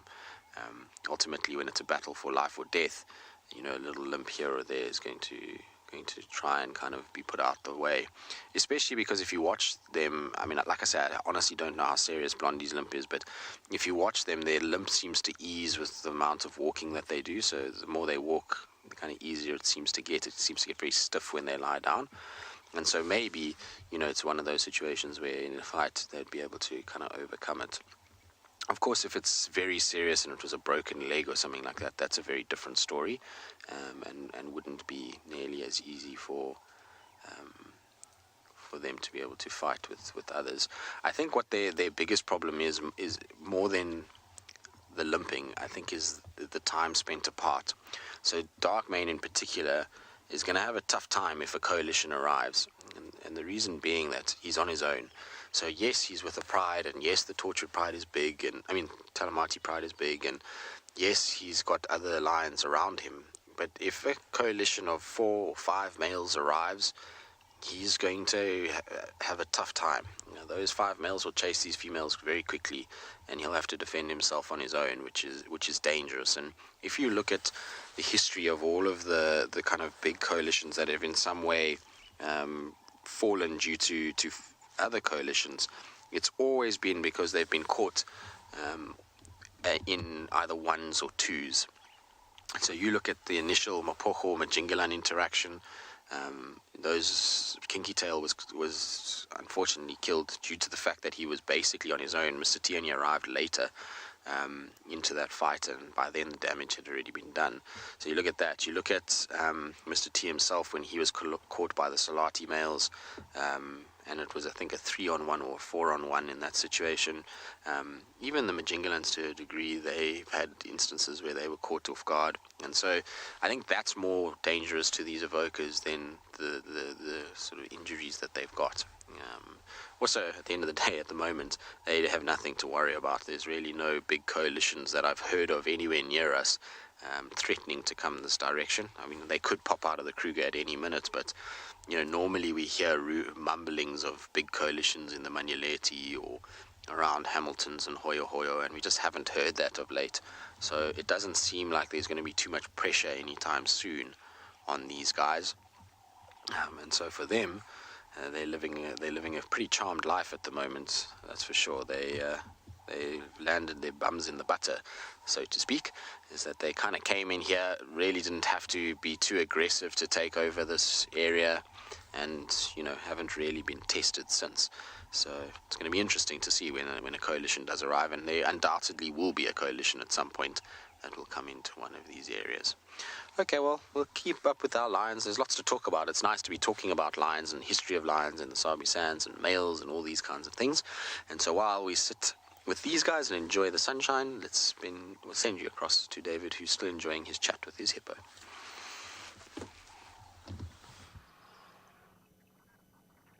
Welcome back.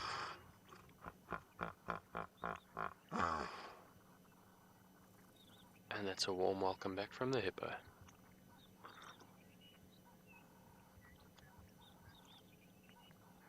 Nothing much has changed here, just spending a bit of time seeing if there's any other activity around the dam.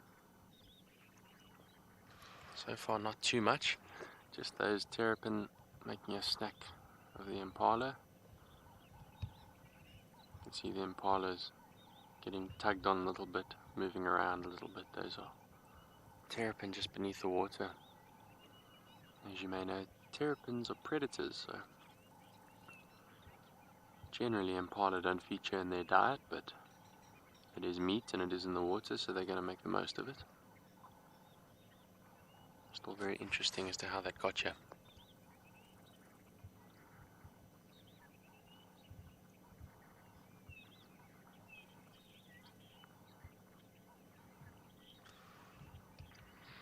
Claudia, you've asked an interesting question. Why wouldn't the hippo push the impala to shore, to the bank? I suppose it could if it wanted to. There's been many accounts of impala being pulled and other herbivores being picked up even in the mouth of a hippo and taken to the bank. Those caught by a crocodile. We're not exactly sure why. Sometimes it appears that hippo will even rescue wounded animals from crocodiles, but then also there's been accounts of hippo killing impala that have been in the dam, been wounded. So we're not exactly sure what their thinking is or their reasoning for doing that, but it could very well push it to the bank, although if it hasn't by now, I don't know if it will. It'll probably make its way to the bank on its own between the ripples of the hippo and the terrapin tugging at it, and then a hyena or something similar would more than likely finish it off.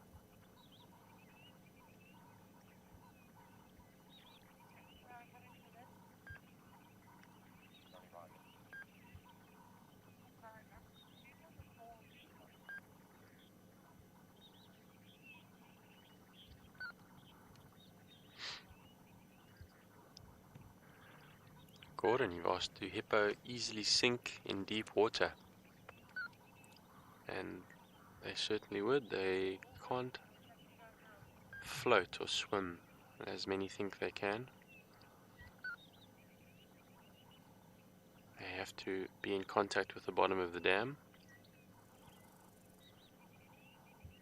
So when this hippo goes underwater, it means it's standing on the bottom. And when we see it breach like it's just done, it's come up to a higher point. So you'll only normally find hippo in shallower water where they can stand, not out in the deep parts of large dams and lakes and rivers. If they are in the deeper areas, then they're underwater. Of course, they can hold their breath for a long time, so they have no problem moving around on the bottom.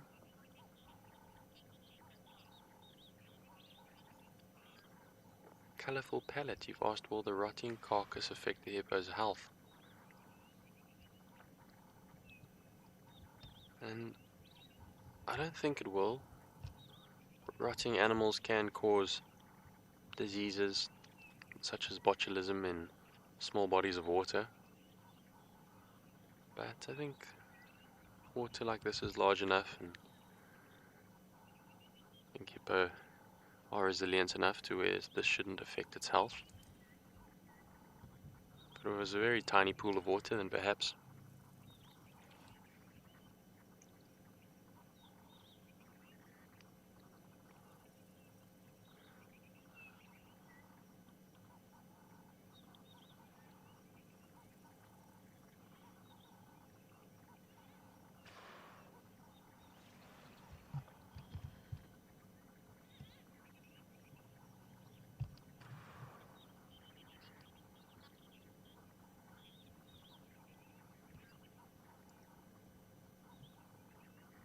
Well, it's a very enjoyable dam, lovely place to sit, but we're going to move on, see what else we can find.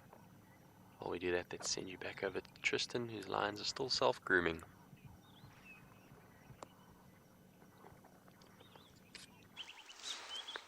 They are still grooming. They will be grooming a lot. They probably groom a lot more than normal, just due to the fact that they obviously have mange. A lot of the cubs have got bare patches all over the place, which is, I'm afraid, just how it goes with this particular thing.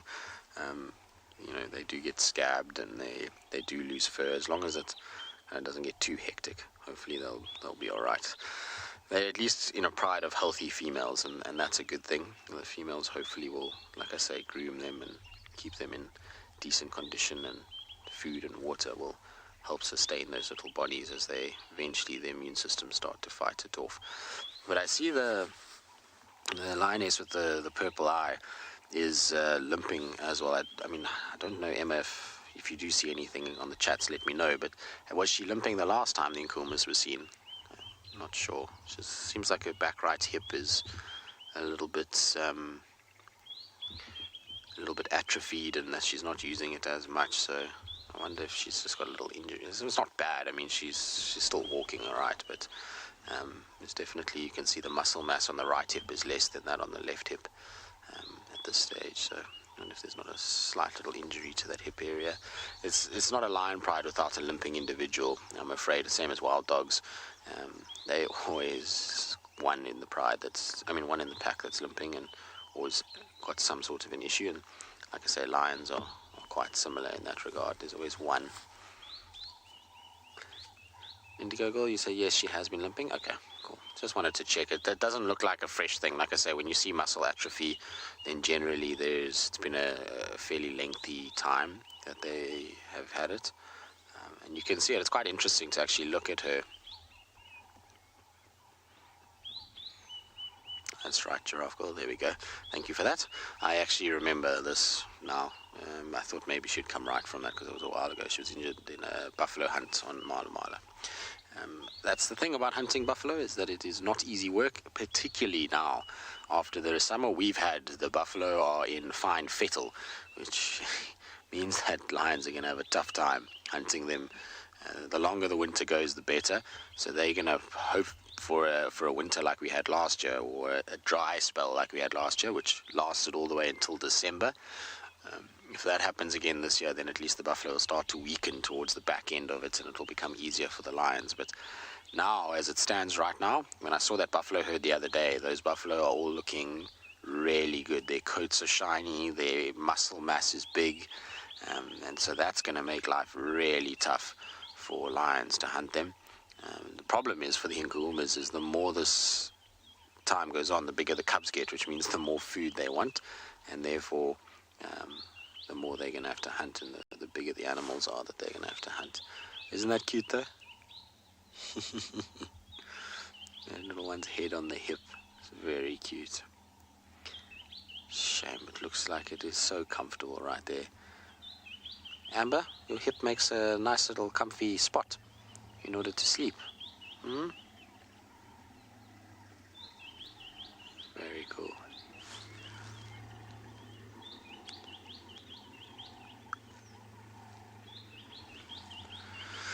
Beverly, not in person. I have seen a video of lions taking down rhinos, quite a few times actually, particularly rhino calves, but personally, no, I haven't. I've seen them eating a rhino, but the rhino died of natural causes. It wasn't poached or anything like that. It was just died of natural causes. It happens from time to time. And I've seen them eating on it, but I've never seen one actually being killed. It's not something that generally these guys go after. They know the danger in it. Black rhinos, funny enough, I have seen them being hunted. I actually had one of the most incredible sightings that one could ever ask for when I was at Lion Sands. I remember before going to Lion Sands, a lot of the guys would say to me, Lion Sands is a great place from a point of view that you get really good sightings of various things that are different, and particularly birds along that river system. But we obviously got to see black rhinos there as well, which was quite interesting. And so we had this sighting once on this big open clearing, and it was just sun, and it just started to come up, winter morning, cold, and because you're so close to the Sabi River there, between the Sabi and the Sand, you get a lot of mist in that area. So it was this kind of misty morning, and we drove onto this open area, and the Southern Pride was there, and the Southern Pride at that stage was 21 lions. And so there were these 21 lions, and they were spread across this open clearing, and they were busy trying to hunt a black rhino calf, a tiny newborn black rhino, which in itself is so amazing to see. And so there's these 21 lions, this black rhino calf, its mother, there's huffing and puffing, they're chasing the lions around, and it's kind of, the lions are almost getting the better of the rhino just because of the sheer number game. And out of nowhere storms in this massive black rhino bull, but a huge black rhino bull, and he comes in and he just chases that pride everywhere. They scatters these lions in all directions, and actually ended up guiding the female and this little baby, which is interesting because male rhinos generally don't play any part in actually adult or looking after the little one, but he kind of ushered them off into a thicket, and then turned around and with one last bit of anger chased all the lions around, and these lions all had their tails between their legs running and scattering in all directions, and us too at one point, because a black rhino on the charge is not something you sit around for. But yeah, it was amazing to watch. So 3 black rhinos, 21 lions, and to top it all off, we had 2 broad-billed rollers flying over our head, which is a very it's not a bird you see a lot of in the Sabi Sands. So it was just the most amazing sighting to witness. Like I say, sunrise, can't really ask for anything better. It was a pretty crazy time. So yeah, I mean, that was amazing to see. But I was glad they didn't catch that little calf. Joy, it was an incredible sighting. Like I say, it was probably one of my best in terms of just rarity. I mean, that's not something we see a lot of in this part. Rhinos are not densely populated species within the greater Kruger like that.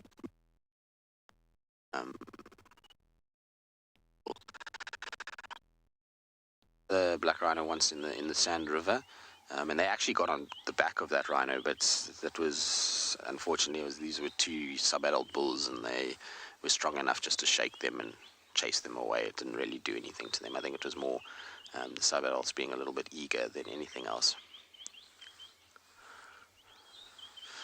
Sorry, it sounds like I had a bit of breakup. I don't know why. I'm dead stationary, but these things happen. Shame, guys. Are you all itchy? Oh, goodness. Mange. It's the worst thing. There's nothing really you can do about it either. It's just far too complicated to treat it. You'd have to basically dart these guys daily and scrub them daily, which is impossible. The number of lions, the cubs, all of those kinds of things is not something you can do. It's a natural thing that occurs. In fact, most people actually have mange mites on them in some places. We just, obviously, with washing our hair and those kind of things, don't have to worry about it too much. But, yeah. Unfortunately, these guys are just going to have to be strong enough to get through it, and going to have to keep grooming, and hopefully, they'll manage. Okay, good. We'll carry on with them for a little bit longer. I think they're starting to all seek out shade and go to sleep, but while we still got some that are up and walking about, we'll stick with them. In the meantime, let's send you up to Sean, see how things are going at and beyond Ngala.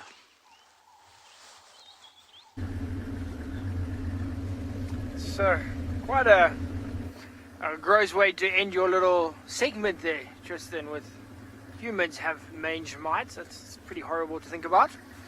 Pretty horrible. But we are still driving around. So we left those warthogs, drove down the road, and saw one hyena. It was down in the river from where we were, but he was just sort of cruising along the river. It wasn't like he was trailing something or trying to steal something. I think he was doing the same as us. He was looking for other animals. So we left him. We were following tracks briefly of a fairly large herd of buffaloes. But they crossed the river very close to the tented camp, and then looks like they were heading out into one of our neighboring properties. So we stopped following them. What we're going to do instead is head back into the river a little bit later and go to the last place that we saw the Birmingham Pride, because now we drove on roads both sides of the river and had no signs of the lions coming out on either side. So our guess is that they just got lazy and stayed in the river, or maybe they went up and then turned back and came back into the river. We're not sure. That's why we're going to go and investigate. But we're also just looking any fresh signs of, maybe wild dogs, maybe leopards, maybe elephants even. I was chatting to Owen now, and we were just saying,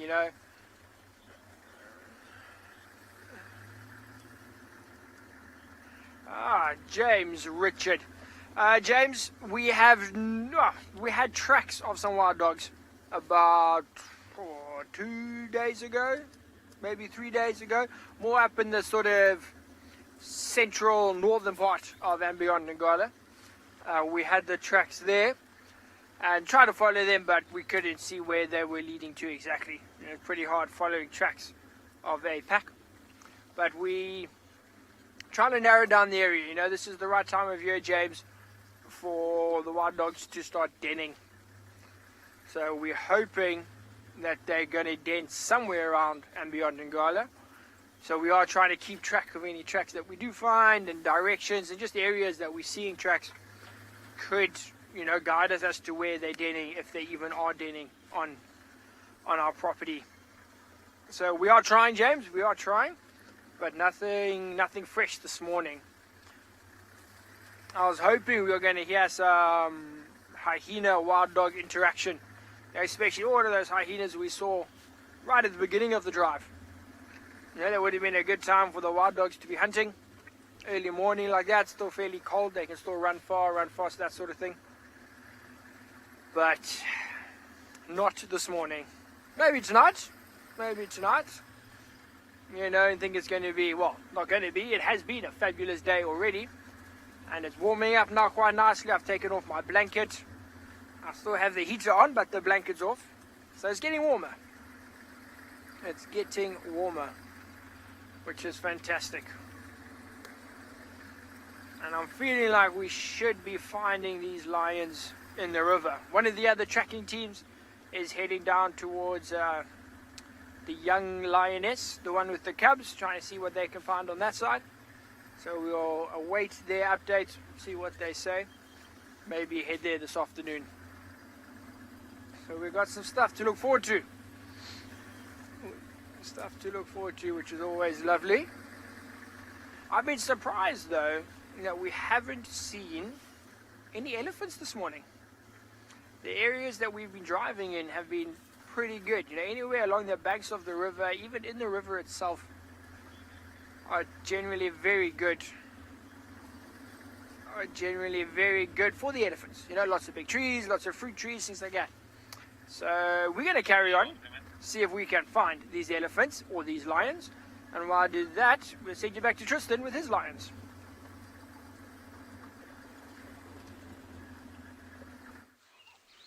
We do indeed. We're lucky that we have lions at the moment. It's nice that they've come on to our area, even if they're looking a little bit on the rough side at the moment. Shame, guys. And you all got little patches missing from your legs. The legs are the first place that they itch, and the tails. So they often find that they get these little dark legs when they've got mange. But I'm hoping that they'll be fine. Like I say, they're old enough that their immune systems should take care of it eventually. But you can see their little tummies as well. Oh, shame, guys. Not nice. Just got to keep grooming and keep looking after yourselves. Like I say, at least all the adults look good. It's when the adults start to look haggard that it's generally not a good sign, because they start to get weaker and weaker, and the ability to defend and as well as to find food starts to be compromised, as we were talking about with the Mangaian males. So as long as the moms are okay, I think these guys should be all right. I mean, it's going to be an uncomfortable winter for them, I can tell you that much. They're not going to be comfortable at all. Claudia, if you ask most people, the answer to this would be no, they don't. But I once watched a pride and saw them do it multiple times in the Sand River, go and do exactly what you're asking. So most lions try not to go into water. They try and avoid it, and there's a very specific reason for that. Is most areas in Africa where lions occur, water has crocodiles, and therefore lying in water is a dangerous thing. But the Sand River in places has very, very, very shallow water. And so what that means is that these lions, it was the Charleston Pride was the name of the pride. There was 3 of them at the time. They used to go and lie in the water all the time. And they would sleep. They would find a little sandbank, and they'd just put their head on the sandbank, and they would lie with water that was probably about maybe 1 inch to 2 inches deep. And they would just cover sort of one side of them, and they would do that in the hot sort of late afternoon, particularly if there was a bit of shade over the river, then they would go and do it. It was really cool to see. I've got, I think, 1 photo of it, but it's a very, very edited sort of fine art kind of photo. I'm just trying to find it quickly. I don't have the ones of them actually doing it that often, but this was a photo that I kind of edited out. Like I say, it's not how an image would be normally, but this is what they used to do, and used to find them regularly like this. Like I say, I think I saw it like 5 or 6 times of them doing this, but this is in the river itself, and it was a very bright day, so it made the ability to do a little high key, but you can see the water kind of below, and I edited it out. But this is the lioness. This is the kind of depth of the water they used to lie in, and then her 2 boys would lie with her, and they would spend often hours just lying in the water like this. It was super cool to watch them. So yeah, they used to do it to cool off, but generally the answer to that is no. Generally most lions wouldn't want to go into water, and like I say, rightly so. At the end of the day, you've got crocodiles, and crocodiles are dangerous. So Claudia, you say you knew I would have the answer. I'm not so sure, Claudia. There's a lot of things out here we don't know. I think it's one of my absolute favorite things about being a guide at WildEarth, particularly. Now, in normal lodges, what happens is you get guests, you guide guests, and you do have conversations, and you learn a little bit here and there, and it is cool, and it's nice to have guests, but you really don't learn as much as you would on this particular platform. This is probably the thing that I think I've learned the most, purely because of a couple of reasons. One is we have incredibly smart viewers that watch the show, like yourselves, that know a lot of things and share their information, which is hugely important to us. There's so many of you that give us articles and point us in directions to find out new things, and it really is appreciated. I don't think we say it often enough, but to all of you that do help with those kind of things, it really is appreciated. So I think there's that side of it. The other side of it is that because of so many of you have watched for so many years, you have an interest in so many different facets of the bush, and that goes from insects to plants to lions to whatever it may be, and that leads to really interesting questions. A lot of you ask super interesting stuff about things that maybe we haven't ever thought of, and that leads to a conversation, which leads to research, which leads to, people finding out things. And I think that's why we learn so much, and the fact that it's an interactive system, and that we can speak to you guys and you guys can speak to us, and we have this ability to learn from each other, and a huge audience of people really makes for a fascinating job, and it really helps us to grow as guides. And it's quite interesting because I've spoken to a number of people, and a lot of people are under the impression that we just Google answers for this show. So like while we're sitting here, we just Google what we're trying to answer, and that's not the case at all. We don't do that. We might go after a drive and go and research things, and like I say, thanks to you guys often providing help, it certainly gives us a chance to be able to go and research stuff more in depth than what we maybe knew, or we learn something new. But yes, Emma, a lot of guides have told me that we just Google the answers to the questions that we are posed, and it's because a lot of people, particularly in guiding, when you're guiding guests, don't broach a lot of the subjects we do, because of the longevity of the show and the fact that we do it every day, 6 hours a day, and a lot of you, like I say, watch so regularly. We get into things that are a lot more in-depth than most guides will. Most guides are guiding guests for 3 days, and there's so much to see out here that you cover just the surface of this area in 3 days. But once you start to do this for a year, 2 years, 3 years, 4 years, 5 years, and you guys, like I say, some of you have been watching for 10 years, you have to start going into different things, and that allows us to start broaching subjects like geology and vegetation and all kinds of other things that happen out here, and it really grows you as a guide. I have always said to every guide that I've met, that I've spoken to, is that this particular job makes you learn at a rate that is much faster than any other guiding job, and you have just so many more resources to utilize that if you don't learn, you're only being a disservice to yourself. So it's really a very special thing that we have to be able to do this. And like I say, the community with all of you is so important. It really is. It's like I say, we don't often say it enough that how thankful we are to all of you. And I know that goes for all the guides, because we as guides speak about it amongst ourselves a lot, how fortunate we are to be exposed to a lot of the stuff that you guys expose us to, which is really, really cool.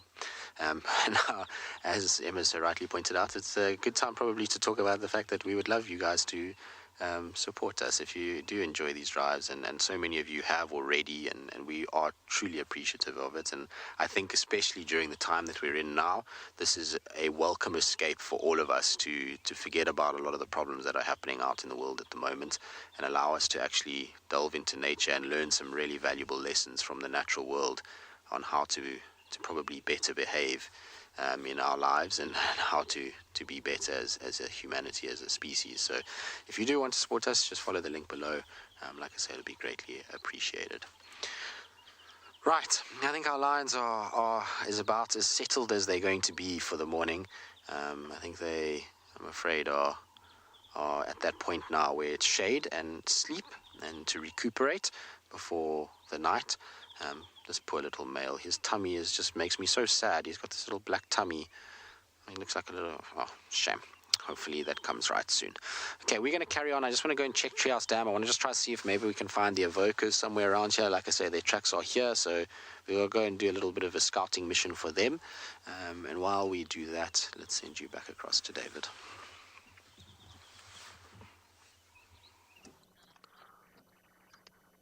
Wow, BK and I have been thoroughly enjoying this open area of Simbambili. It's a beautiful spot.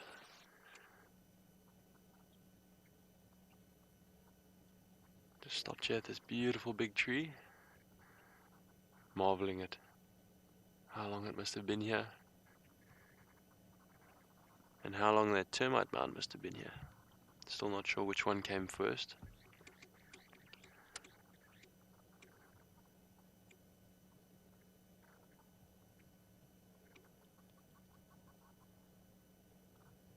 Look at the bottom of this tree, it looks like a bit of a browse line. Maybe giraffe and elephant have been working on it. Almost see it looks like it's been cropped. This is a scotia, or a weeping bourbine. One of my favorite trees. They get huge and green, often found along rivers and watercourses.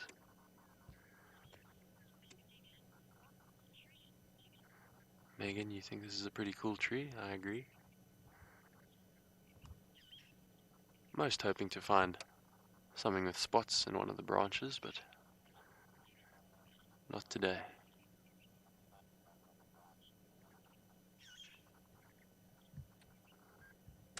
A lot of activity in these open areas. Lots of impala scattered around. Ground birds. The lapwings have been calling and going crazy. They sent us on a bit of a wild goose chase. We thought perhaps a predator, maybe a hyena, was walking through, because they were calling and going ballistic like they do when a predator walks through. But we didn't manage to pick up anything. We're going to carry on. We're going to head down to the bottom and see what else we can pick up. But while we do that, let's send you over to Sean, who's also enjoying a termite mound.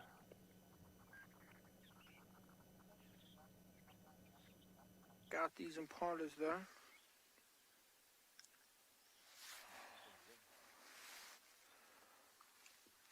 Yes, so we managed to find this kudu on a termite mound. Now there's quite a few of them, but they're all sort of behind the bushes. This one is a young male. You can see he's got some small little horns there. Still growing. There we go. Very small little horns. Beautiful guy. Lots of birds.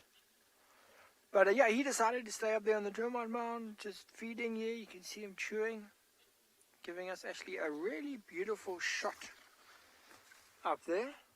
And very inquisitive. He's been staring at us the entire time we've been here. Look, he's getting more irritated with those oxpeckers than he is with us. Got massive ears. Very big ears.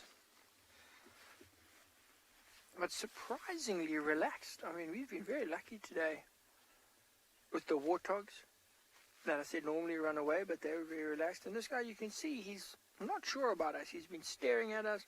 His ears are both facing us. He's listening to me talk. He's watching me, making sure I'm not doing anything too scary. If I had to move too quickly now, or like turn around, something like that, very good chance this young male would run. Join up with the rest of them. There were a couple of females. Those were the other ones that are behind the bushes. And very good chance that he'll just run over and join them. And you can see his colouring, that sort of brown, and we mentioned the big ears earlier. Even that white on the face there that now you can see. It all holds in camouflage. Kudus generally live in the thick vegetation. And the very sort of thicker bushes, the riverine habitat, that sort of thing. And they camouflage in there exceptionally well. And they use those big ears, because obviously sound. Shay, that is exactly it. Shay comments that those ears must be very good for hearing. And that's exactly what I was getting to. Is that in that thicker vegetation, obviously sound doesn't travel too well. All the leaves and the grass and the rustling from the wind or the breeze, things like that. So these kudus have these giant ears that can just capture, pick up all the sound that it possibly can in those thickets. You know, it's obviously try and keep the kudu alive. And you notice that how now he just turned his head, but his one ear sort of, it's not telescoped, but it sort of stayed on us. As he moved his head, that ear pivoted and kept facing our direction. So we always had to sort of sense as to where we were, make sure we're not moving, something like that. Which is really awesome. You see very quickly there, just down the hill, joining up with the rest of the kudu, because they have now disappeared off here, where my hand is roughly inside there. There's about 6 or 7 inside there that you just can't see, because they blend in so well. They blend in phenomenally. We'll have a look as we drive past. I'm going to go slowly and look. Look, you can actually just see a little bit of the tips of the ears. There's one right here through the gap actually. She's looking quite beautiful. You see this one a little bit smaller, a female. Beautiful stripes down the side as well. But just like that, they disappear into the bushes.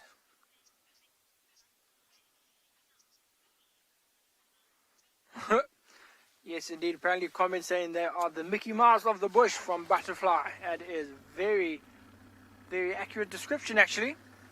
They do look like that with their big ears. I'm counting at least 3 or 4 that I can see. 1, 2, 3, 4, 5, maybe even. So it's always incredible. I find that with the kudu, sometimes with buffaloes and with elephants.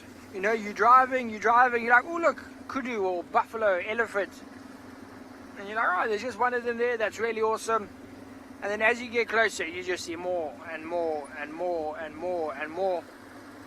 And they start just appearing out of nowhere. That's how good their camouflage is. So we're just having a look here. Drove past a bit of scat. Just hold on. Ooh. So we heard Impala's alarm calling earlier, and now the kudu are alarm calling, and it looks like we just drove past what looks to be some possibly leopard scat. And these kudus would alarm call at something like a leopard. So we're going to reverse now and see if we can find what these kudu are calling at. They've got that very sort of pronounced bark almost.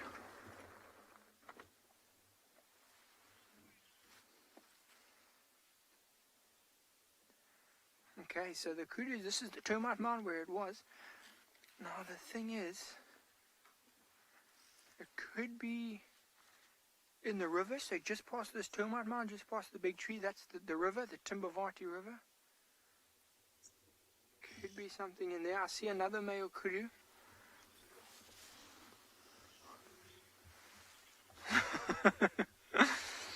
So guys, the driving is all part of the training. You want to be a ranger, you do some cool driving lessons. And I also just enjoy it. It is a lot of fun. One of the perks of the job is the car. Very impressive car. So the kudus have gone quiet now.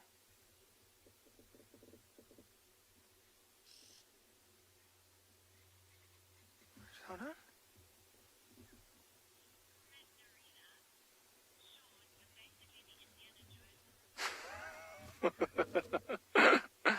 Narina, thank you for that lovely comment. Calling me the Indiana Jones of the bushveld. I will take that. That has made my day even brighter. Thank you. Thank you.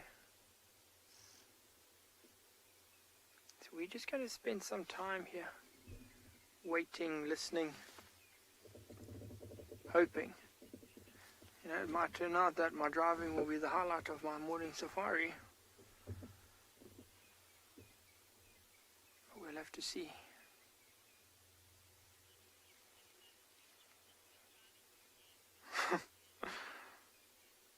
Okay, so while we wait here and see what we can find, I'll maybe even go do a little bit of tracking.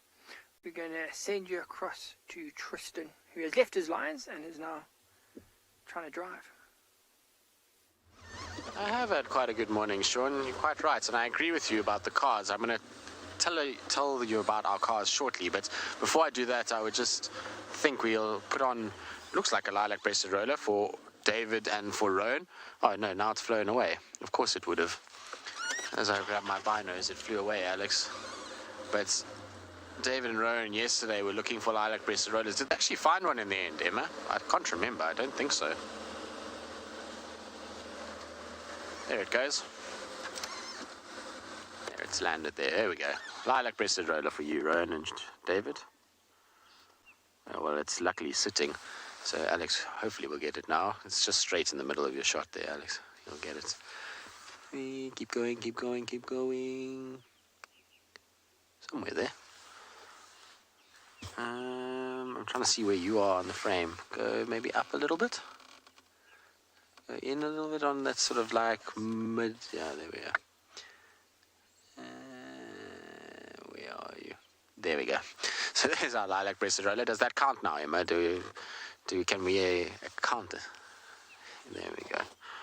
Nice to see you, lilac-breasted roller. Always got to appreciate them. Pretty birds. So there we go. But as Sean was alluding to, cars. Now, I must be honest. I love Toyotas. They're like my personal vehicle is a Toyota, and the Land Cruisers are great. And I've driven Land Cruisers quite a lot, and they are nice bush cars. But our little workhorse, beaten up, short wheelbase Land Rovers are just the best thing ever for what we do. And like I say, I'm not a huge Land Rover fan in terms of like a personal car. There's a lot of reasons for that, but for what we do and the things that we put them through, these little vehicles have got to be the best thing. I absolutely love the fact that we drive these vehicles. It allows us to get into places that no one else can get into. These vehicles are light, they're short, they're small, they've got a bit of grunt in them, particularly the vehicle that I'm in, Rusty. Rusty's got a serious amount of power that it's, for some reason, it just is able to do things that Wendy and Jiggo just can't. But yeah, they're amazing little cars, and I love the fact that we get to spend time in them. They're also quite quiet because they're petrol engines as opposed to diesel, so they typically are a quieter running car.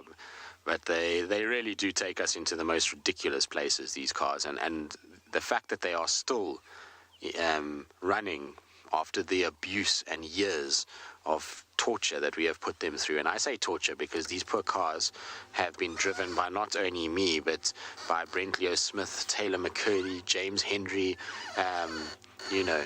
Jamie Patterson, all of us. We've followed dogs and leopards and all kinds of other things through various thickets, and it's made life very, very difficult.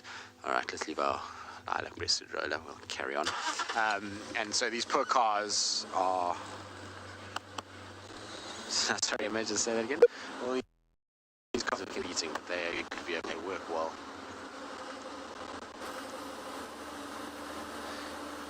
Yes, a lot of you are asking about the brakes, whether I've fixed them. No, not yet. That's not a night job. It's a day job to clean them out. Fine, what's happened is because of the amount of rain that we had, there's all kinds of stuff that's caked on the discs. So just take the wheels off and spray them down and have a little look quickly at see what's going on there. But it'll be fine. It'll be quick and easy. Rusty is such a great car. I was so sad. I went to the Mara in 2018, and prior to going to the Mara, this was the car that I drove pretty much exclusively. I only drove this one, unless there was obviously a breakdown with Rusty, but Rusty was really at that point the best of the fleet. And then I went to the Mara and came back from the Mara, and we had to do a TV show for Nat Geo, and that TV show required quite a lot of tech in terms of nocturnal stuff. So we had a infrared and a thermal system, but because of certain things, the thermal system was fitted to Wendy, and so I was asked to drive Wendy instead of Rusty, and I was very sad. For about 5 months I hardly touched Rusty. And as much as I like Wendy as a vehicle, it's just not the same as this beast. And so I was very happy when Rusty was fixed and I could get back into Rusty. And now this stint driving Rusty around, it's such a wonderful vehicle. I know, it was very emotional, Emma. Like I say, you get attached to these cars. You know how much time I've spent driving this car around Juma? Is a lot more than most people think. I would actually love to know how many hours I've sat in this car. It would be... Exactly, it's like TriCaster, which is the system in the FC for our directors. You get attached to them even though they drive you mad and they're full of nonsense and they have their little quirky moments. They become your office and your space of, that you get used to. And so they're an important part of our days. And I must be honest, this little car does a job, that's for sure. So well done. Appreciated. Today's the day to thank everybody that we don't thank enough.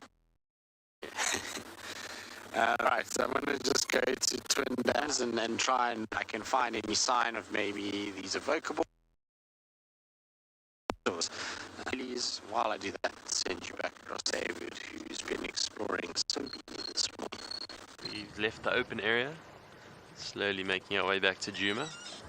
It's been an awesome morning. We've really enjoyed exploring this neck of the woods. It's my first time on this property. It's always lekker being on a new property. You feel like an explorer. Well, hopefully Rusty's gonna continue running for Tristan. Sounds like it's a back and a forth there, which I can well imagine. I've always only owned old cars because I really enjoy them. Something about old cars. New cars are just, I don't know, they're a little bit boring. It's nice having an older vehicle that you have to fiddle with and become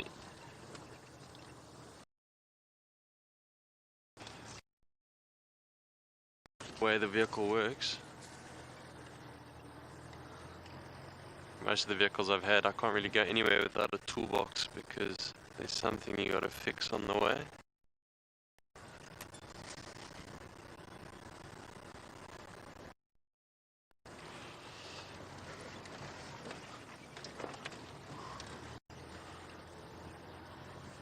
Well, there was no more sign of those leopard tracks. They went towards the Simbambili Dam. Looked like a large male one, maybe Yukamuri. I know he hangs out in this area.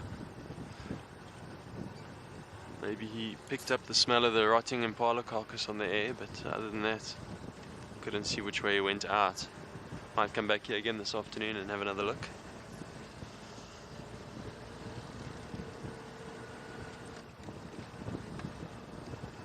Very big props to Tristan for finding that roller, keeping our name high.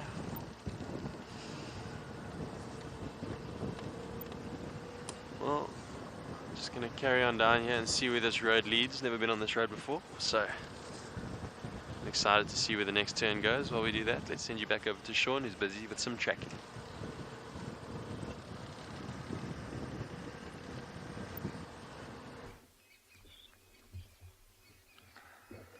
So I must say, well done to Tristan for finding the roller. We have not managed to find anything except the kudu again. So you can see, look at them.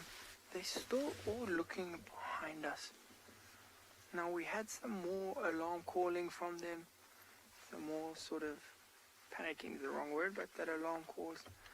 We couldn't see anything from the road. Also, we just really want to go walking around, stumbling inside there. We don't know what it is. It could be a leopard, could be a lion, could just be a hyena. We don't know. So we're going to stick here. I want to see if they start calling again. Because now we're trying to narrow down where they are calling. Because it can get quite tricky. Generally kudus you can trust in terms of they don't alarm call for anything. Like an impala will alarm call if it sees another impala, but it gets a fright, then it alarm calls. And so generally the kudu are quite trustworthy. That's why we want to stick around here. We had another look at that dung, that scat. And it looks like it's just hyena, maybe just a young or small hyena. So, possibly the kudus smelt, the hyena, or they saw a movement and they thought, oh, maybe it could be a leopard. It's very hard to tell. They haven't called in about, I'd say 5-6 minutes. But you can see they're still staring that way. They're still looking, they're still watching. Now the problem is, the next road over is quite far away. Because what would happen sometimes if a predator gets seen, it gets spotted, and its prey or whatever starts alarm calling, the predator will try and leave the area.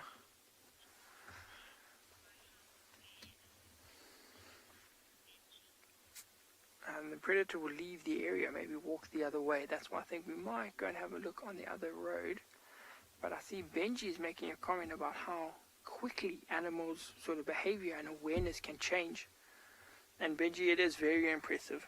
I mean, you can get them just relaxing, feeding, you know, just having a good time, and then suddenly it's just high alert, intense focus, intense concentration, and it is incredibly impressive. And it's something that, you know, they will hear something that obviously we can't. Their ears are, as we discussed earlier, very big.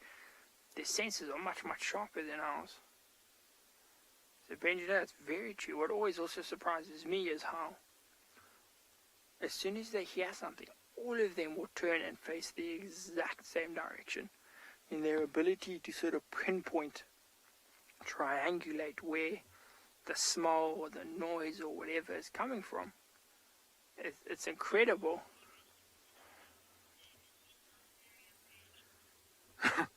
So no, very, very good behavior to see here, how they can manage like this. But while we watch our alert kudu, it sounds like David has an alert giraffe.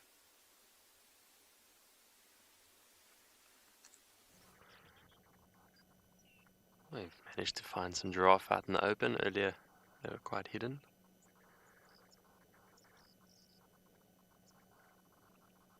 Beautiful to see them in all their glory. Shall we sex this giraffe? Does anyone remember how to tell the difference between male and female?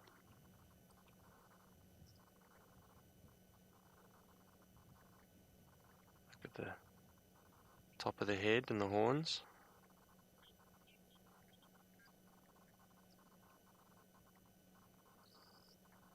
Kind of a giveaway.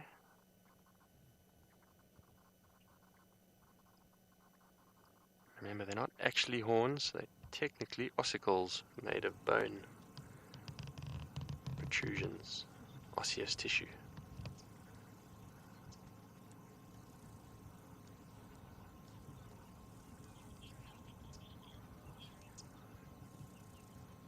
Ariel, you've got it nail on the head, it's a female. And there's another one here on the right. These two have moved off. Only one remaining to have a look at. Well done, Ariel. So the giveaway on those ossicles is generally that they've got hair on the top and they're a little bit thinner, sometimes bend together, whereas the males generally bald on top of those ossicles, a little bit more robust.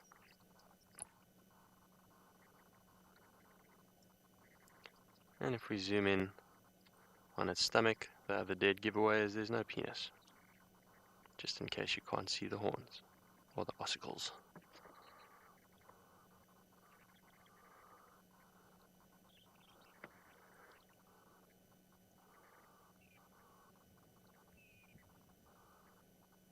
She is beautiful.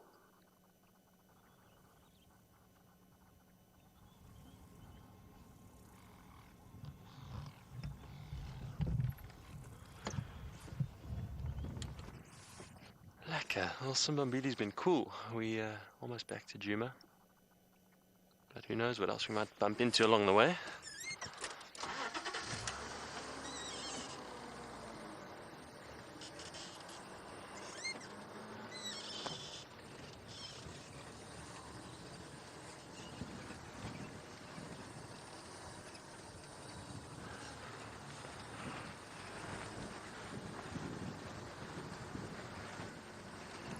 You can see this is a favorite spot.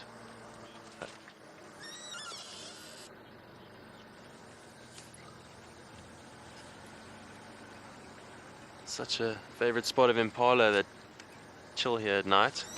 As you can see on the ground, there's a midden.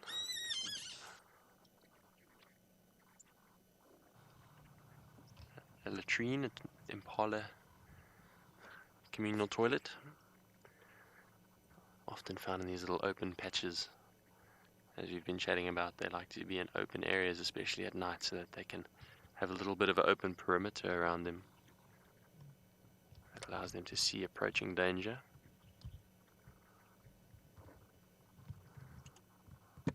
Are Laura Moore, you've asked, or you've commented that the Female giraffe have such pretty faces. They really do, eh? Wish we could have another look at them, but they've melted away. They do have pretty eyelashes, those long dainty eyelashes, almost like movie stars. I've come unplugged, and then we're back plugged in.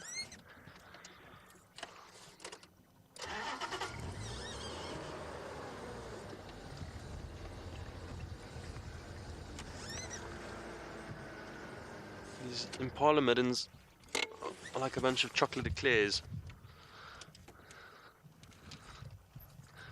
And there's been many birthday cakes in the bush that have had a few of these on them.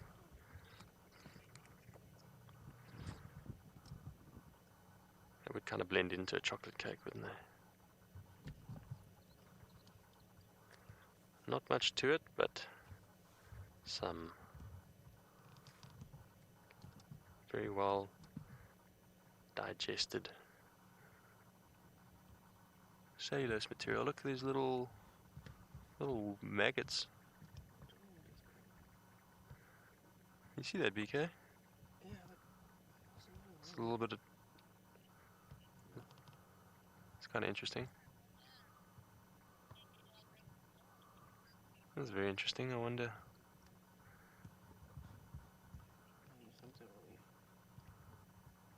Sorry, the light and the camera's battling to focus there. That's very interesting. All of you who love maggots. Maybe these wouldn't be the best specimens to put on the birthday cake.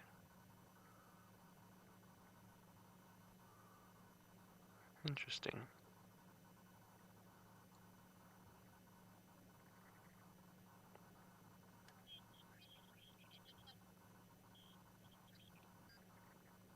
Critter freak, you reckon it looks like impala coffee? Well, you could grind them down and try and make a coffee, but I'd guarantee it won't taste very nice.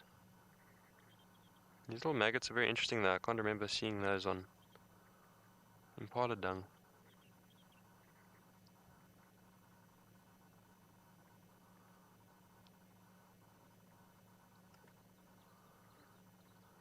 Interesting. Well, let's put them back. There's no doubt lots of other maggots having a maggot party. We wouldn't separate them from each other. All part of the breakdown of nutrition and the circle of life out here in the bush.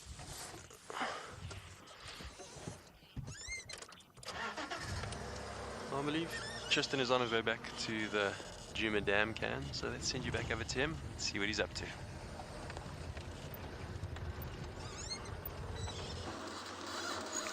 We are on another mission. We had reports of hyenas running around at the dam, Cam. So we're trying to get this to see if we can maybe get them, or if there's some reason that they're running up and down.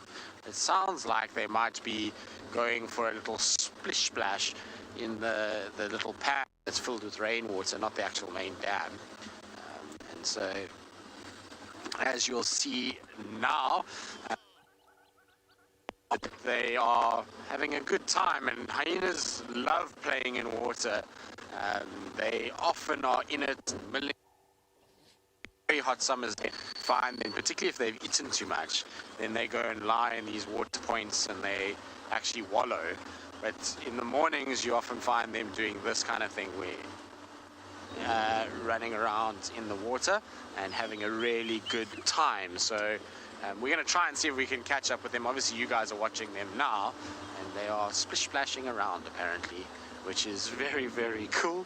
Hyenas, when they are doing that kind of stuff, are hugely entertaining, that's for sure. So we're on Central now. It's going to take us a little bit of time to get there, but should make it. I'm hoping we'll make it. Actually, it reminds me of a sighting I once had of, it was the EP clan, and I was at a dam called Big Dam, which is on Arathusa Private, and the Salalas had killed a buffalo. It was about, I don't know, a week before.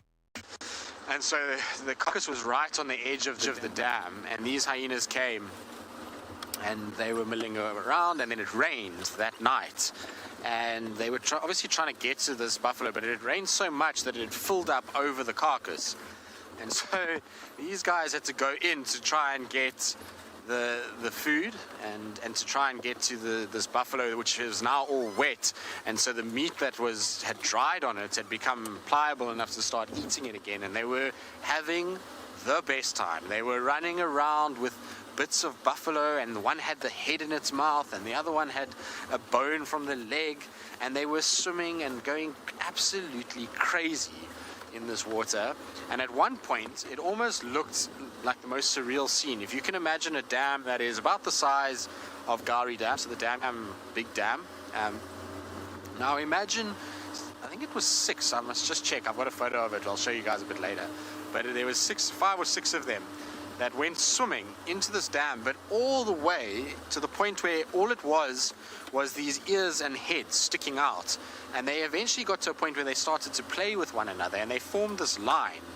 And it almost looks like a obscure Loch Ness monster with these 4 kind of heads, or 5 heads, sticking up out of the water, and each one has got this like comical face. It almost looks like an album cover for a band. I'll show you guys just now. I've got the photo with me here. It's very funny.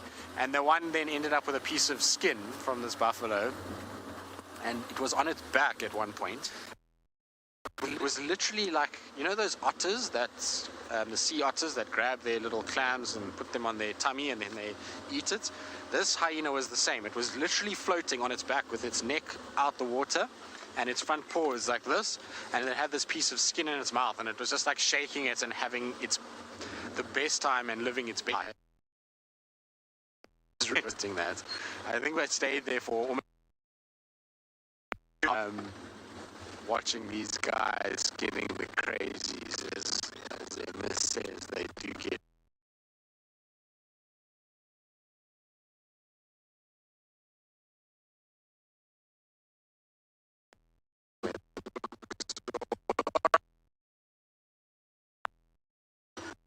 I do that. See if we're pulling it.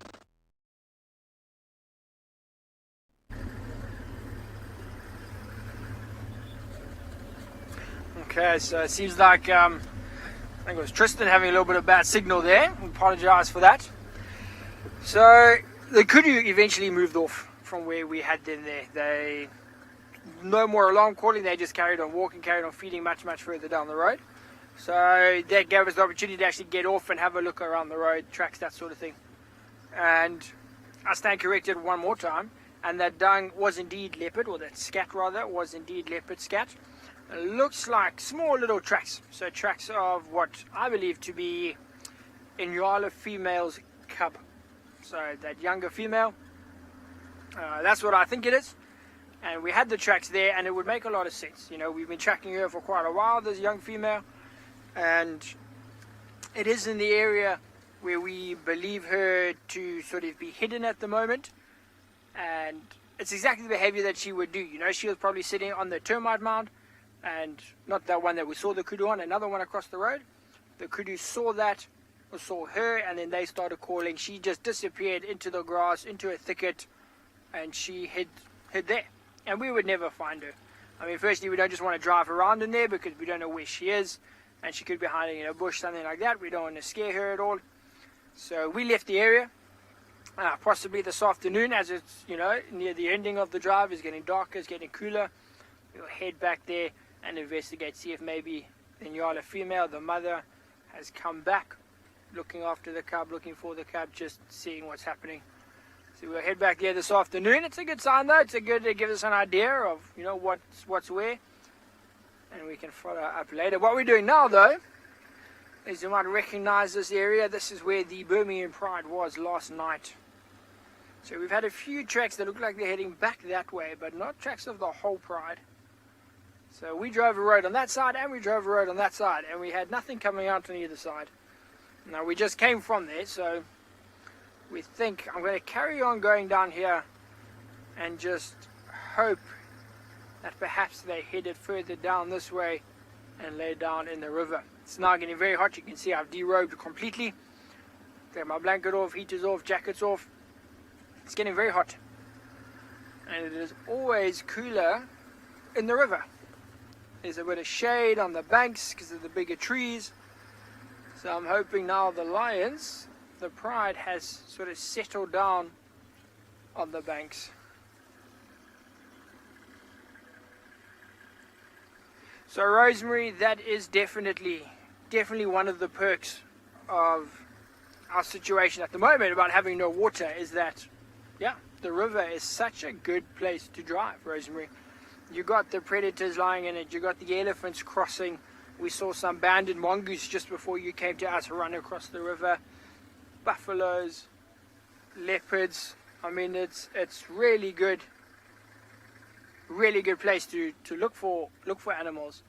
And in fact, yeah, we got about 18 kilometers of the Simbambili River that spans through Ngala. And not today, not with the potential we have for this afternoon, but definitely one of these drives that you're with me.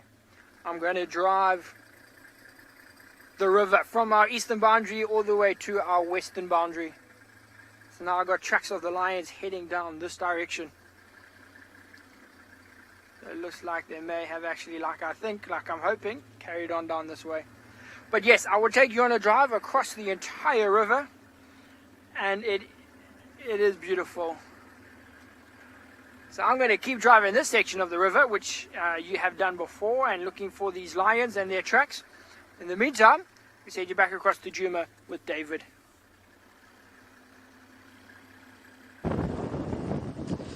Welcome back to this side. Not much news to report. Just a beautiful morning in paradise.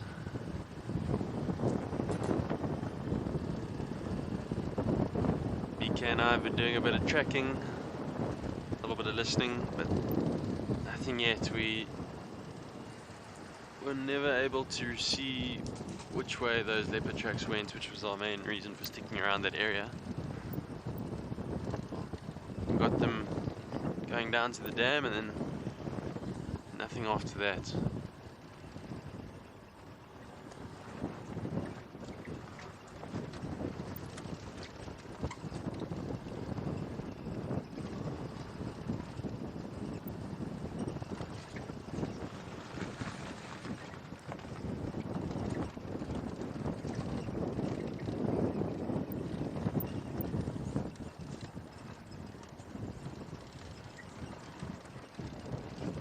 Sorry, I'm not sure if I'm saying that name correctly. You've asked, do we get ticks from driving around in the bush? Not really from driving around, more from when you do your bushwalks. And generally more in the summertime when the ticks are more active. Sometimes you can go days without getting ticks, and then if you're unlucky enough to walk into a nest of them, then you will be spending many days with itchy tick bites all over you. There are lots of ticks out here. Next time we find a giraffe, we'll maybe zoom in on its back legs and have a look at the ticks that some of these animals pick up. That's why those oxpeckers are so important, because they rid the animals of ticks that they would otherwise not be able to remove themselves. Like us, we can pick them off. But there's many different remedies for ticks. Sometimes we put chemicals on our legs. Sometimes we even use like Dettol. I've even used diesel before in times when ticks are very bad and I had nothing else, just to repel them a little bit. But this year the ticks really weren't so bad. I hardly got any ticks. When you do get them, it's just kind of par for the course. Like a mosquito bite, you just to accept it out here. You get very used to it.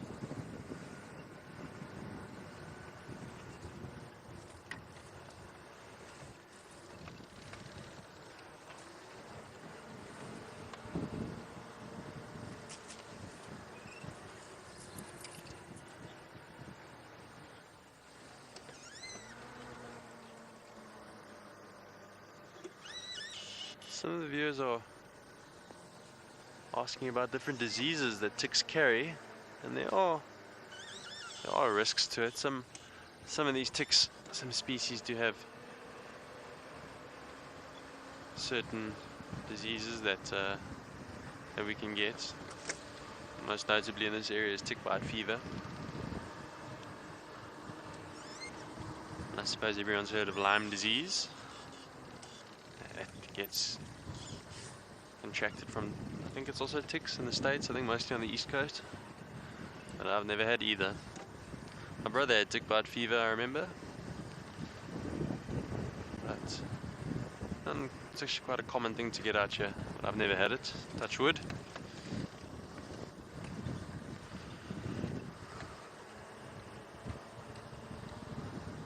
You normally get ticks just hanging on grasses, on the inflorescence of grasses. And as soon as an animal walks past or you walk past, they let go and latch onto you. And they generally crawl a little ways before finding an ideal soft part of skin. They like warm areas, like armpits and groins. So never pleasant to have ticks out here.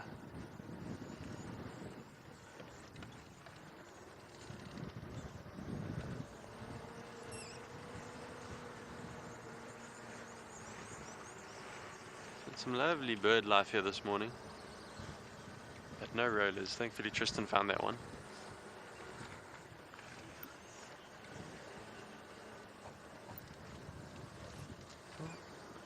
While we enjoy the beauty out here and the birds, let's send you back over to Tristan and see what he's up to.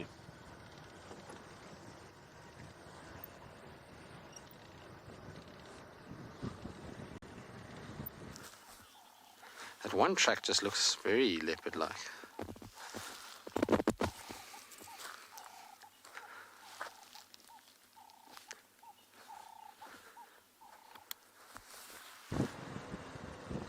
Oh, welcome back. That wasn't very long. Sorry about that. There was an issue with the other feed. Shall we do a tree identification? Who can remember this one? And then normally end up always going to it because it's the most useful, so it's one I want people to remember.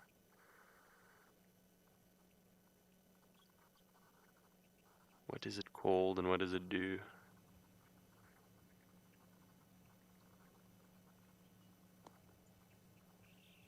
Clue is it's very soft. The softest tree we get out here.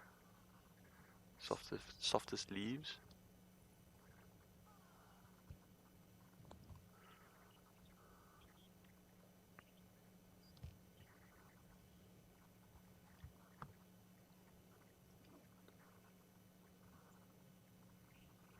What could it be? Ngala, you got it. Well done. It's a weeping wattle. And Judy H. And no doubt you remember the use, the very important use of toilet paper.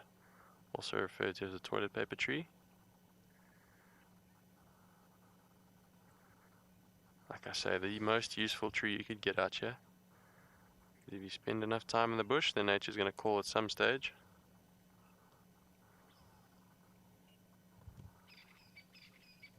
And this is the tree to go for. You walk until you find one of these.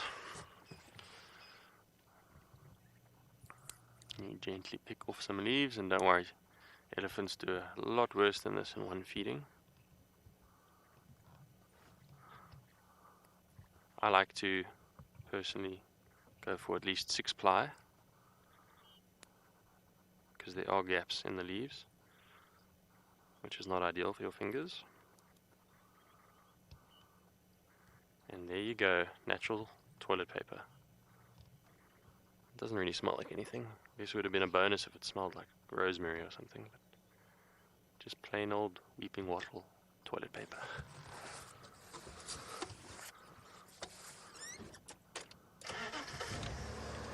Helpful tip of the day.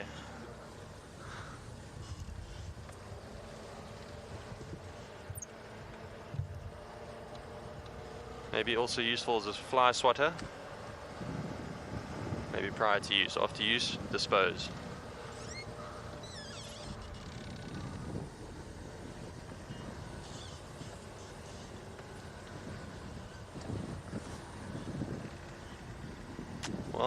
sounds like Sean is still in the river having a cruise.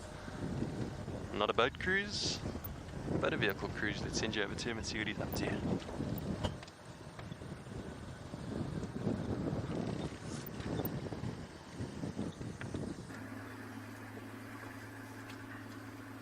I am indeed having a bit of a cruise. We're trying to see where these trucks went. So the trucks on the line's headed up the bank, and then it sounds like they're walking parallel to the bank. They might even drop back down. So we are continuing down here in the river. Get back to the car. We're going to continue along here, and hopefully my predictions of them wanting to come into the river to get nice and cool and sit in the shade and their cooler air are actually true, and we find them along one of these banks. You know, a lot of this is all theory. This is what they should be doing, and you know, according to the books and my experiences, this is what happens. But these are lions, these are wild animals. They do what they want. You know, you might come around the corner and they're all just lying right in the middle in the sun trying to get warm. You never know. It was a very cold night. Very cold morning this morning, only 12 degrees Celsius, so it was fresh. There's a chance that the lions are trying to warm up still. We'll never know. Well, hopefully we'll find them and then we will know, but for now we don't know. But it is, I mean, look, driving in the river is mostly like this. You know, it's just open and it just looks beautiful. So lions make so much noise at night because that's when they're active. During a day like this, the lions are sleeping. So they're most active at night. So that's when they have to do all of their contact calling, all of their territorial vocalizations, all of their territorial roaring. A lot of the fighting, if they do fight, will happen at night because that's when they're active. It's when they're doing their things. You know, like early in the morning, you get the birds. That's when they start calling because they're waking up now, and that's when they do all of their calling. So at night, Perth, that's when the lions are waking up, and that's when they do their calling. So it's just their busy time. It is sometimes in the day you will hear a bit of lion calling, without a doubt. But in temperatures like this, I mean, I don't know exactly what the temperature is, but I would say it's probably mid to high 20s already. The lions will most likely be sleeping, so they're not going to be making any noise now. Last night, I didn't hear any lions. Did you hear lions last night? No, just hyenas. Yeah, only hyenas last night. So it's not every night, and also sometimes you're just too far to actually hear them. But here you can see all of these reeds, all of these palms, and they actually create quite a lot of shade. You know, often you might even find a leopard lying down in the shade here, or a buffalo lying down in the shade here. There's a lot of options for the animals both to hide, you know, stay sort of protected and undisturbed and nice and cool. But the problem is,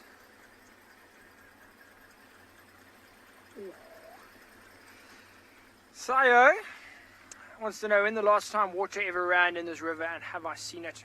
So I have seen it, not on many occasions, about 3 occasions.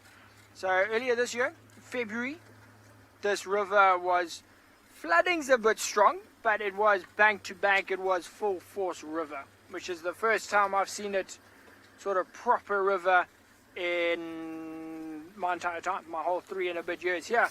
I've only ever seen it flow like that once.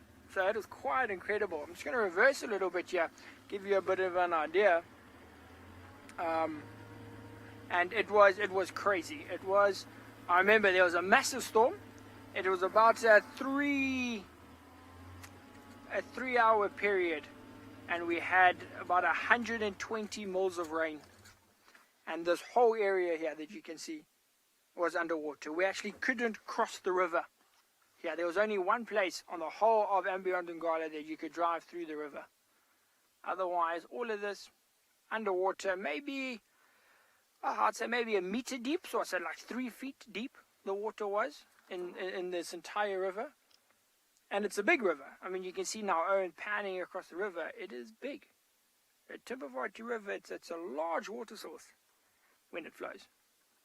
And yeah, it's happened once. It's happened once since I've been here to that extent. You know, there's been a couple times where it's flowed for a day and a half, something like that. But otherwise, it's been dry. It's been dry. And you forget, you know, you drive it like this. On a day like today, we were chatting earlier how awesome it is to drive from one side to the other, something like that. And you forget that, because as a ranger, you're driving in here, there's no shade for us. There's no roof on the car, so I guess you're in the sun the whole time. It gets very, very hot. So it's a bit tough to drive during the heat of the day. But as soon as water comes and the river flows, all you want to do is drive in the river. Because it's so beautiful. You get the water, all the big trees, you get all these water birds. You get storks, cranes, kingfishers, all sorts of things. But we are just going to sit here, have a quick little listen around, see what's happening in this area. While we do that, we send you back across to Tristan, who is, I think, thinking about breakfast.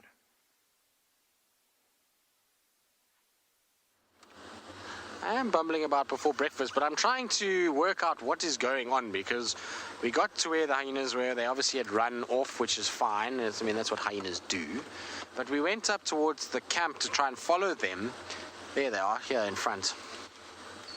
And there were squirrels going ballistic with go-away birds, with everything. And these guys, the way that they're running with their noses to the ground, is indicative of that there's something here. But I can't find a single track for a leopard. I can't see any sign. But the way those squirrels are going is like these guys have seen something. There it is there. Alex, it's running to your left. Let's try and just catch up with this one that's running behind me here. It's like there's something going on here, but I just haven't been able to find a track. The way that this hyena is running is as though it's something, was on the trail of something, was heard something. It is really kind of running away from us. Come on, hyena, don't run so far.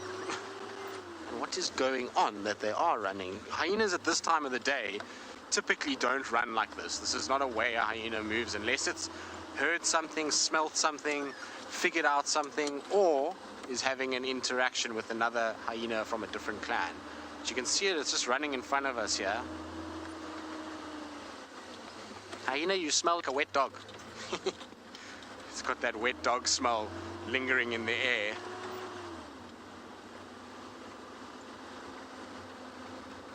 Exactly, you can follow it using our nose for a change. It's just the one, I don't know where the others are. I can't see who it is either. It's just too far away at this stage. It looks like quite a bulky hyena, so... Well, this one is full of beans. Still, I'm just going to stop here so we can get a view of it while it's running. But you can see it's not even the car that's causing it to run. I don't know why this hyena would be running like this at this time of the day. It's hot already for them to be behaving like this.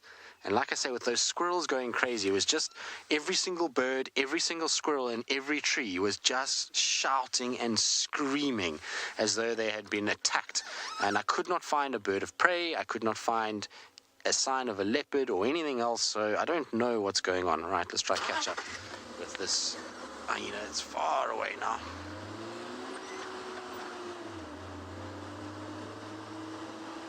If a leopard wanders into FC, we'll let you know. Okay. The other thing about the squirrels, what was interesting is you could hear it was something that was moving, because the trees were getting further away from us as we sat, of squirrels alarm calling. And so it must have been something to do with a mobile creature. Maybe these hyenas running just set them all off. I don't know, but where did it go now? I saw it running across here. Oh, there he is.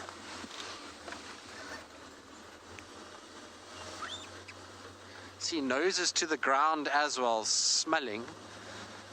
What are you sniffing out? Take us to a leopard with a kill in a tree. Come on. Yes, nose to the ground.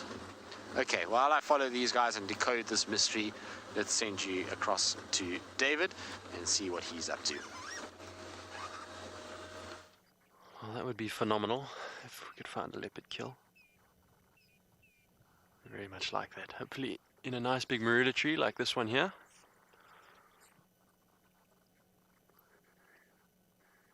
Often wonder to yourself how many leopard have climbed that tree. That marula tree's been around a long time, a lot longer than BK and I have been around.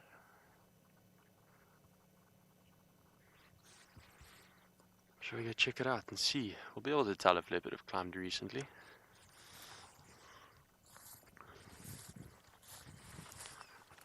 Be able to tell from their claw marks. Remember, marula is a very soft tree, it's a soft wood. It digs claw into the tree. Yeah.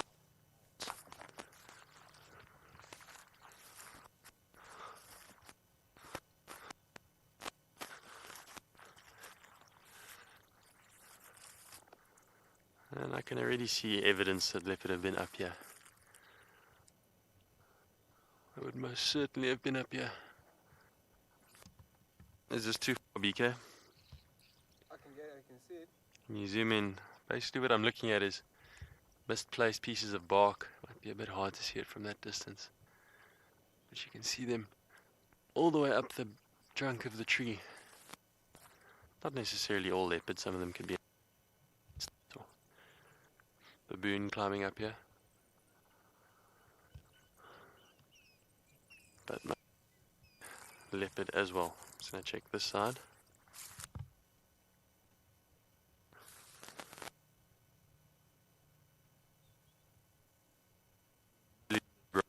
Leopard, that's where I'd be chilling. But not today.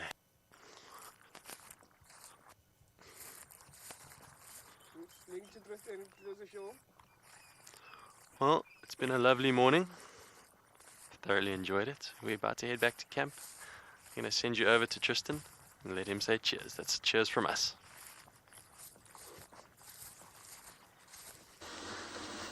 Well, we will say cheers once we've decided what this hyena's up to. I wonder if it's maybe not a clan situation, but its nose is to the ground the whole time, and it's zigzagging back and forth, running, nose to the ground. See, look, see how that nose is right down, sniffing about, trying to figure out what it's kind of following, but it's all over the place. I wonder if maybe this is not an inter-clan dispute. I can see David actually is not far from me where he is right now, but maybe that's what this is about. But you can see the hyena is not worried about us. It's trotting and trying to figure out a smell, particularly.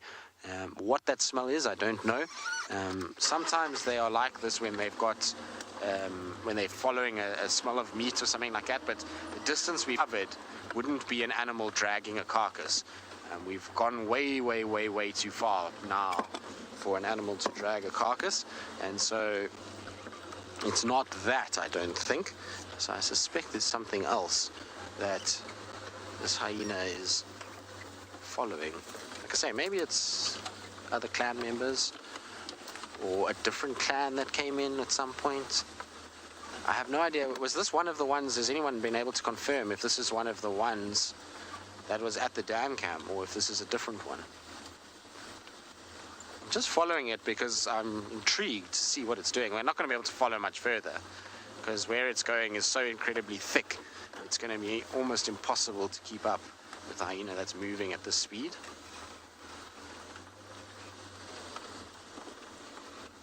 I was kind of hoping one of these big trees here would have a leopard with a kill in it, but it doesn't look like it. If you go into the block, hyena, what are you up to? Even it looks confused as to what it's doing. Nose still to the ground.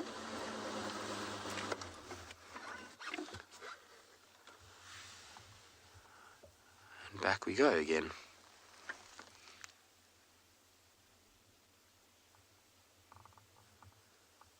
What are you doing?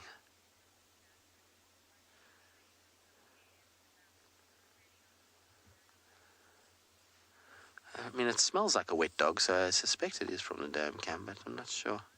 But you can see it's looking for something. It's hyped up. It's not a hyena that's just casually ambling about. It's most certainly on a serious mission to find something. Yeah, let's turn around. Anyway, unfortunately, it is that time where we are going to say goodbye to you guys. It's that time where things finish, and I don't even know if I'm going to be able to keep up with this hyena. So from David, myself, and Sean, it's been an absolute pleasure this morning. Hopefully you enjoyed things, and we'll see you this afternoon on our sunset safari.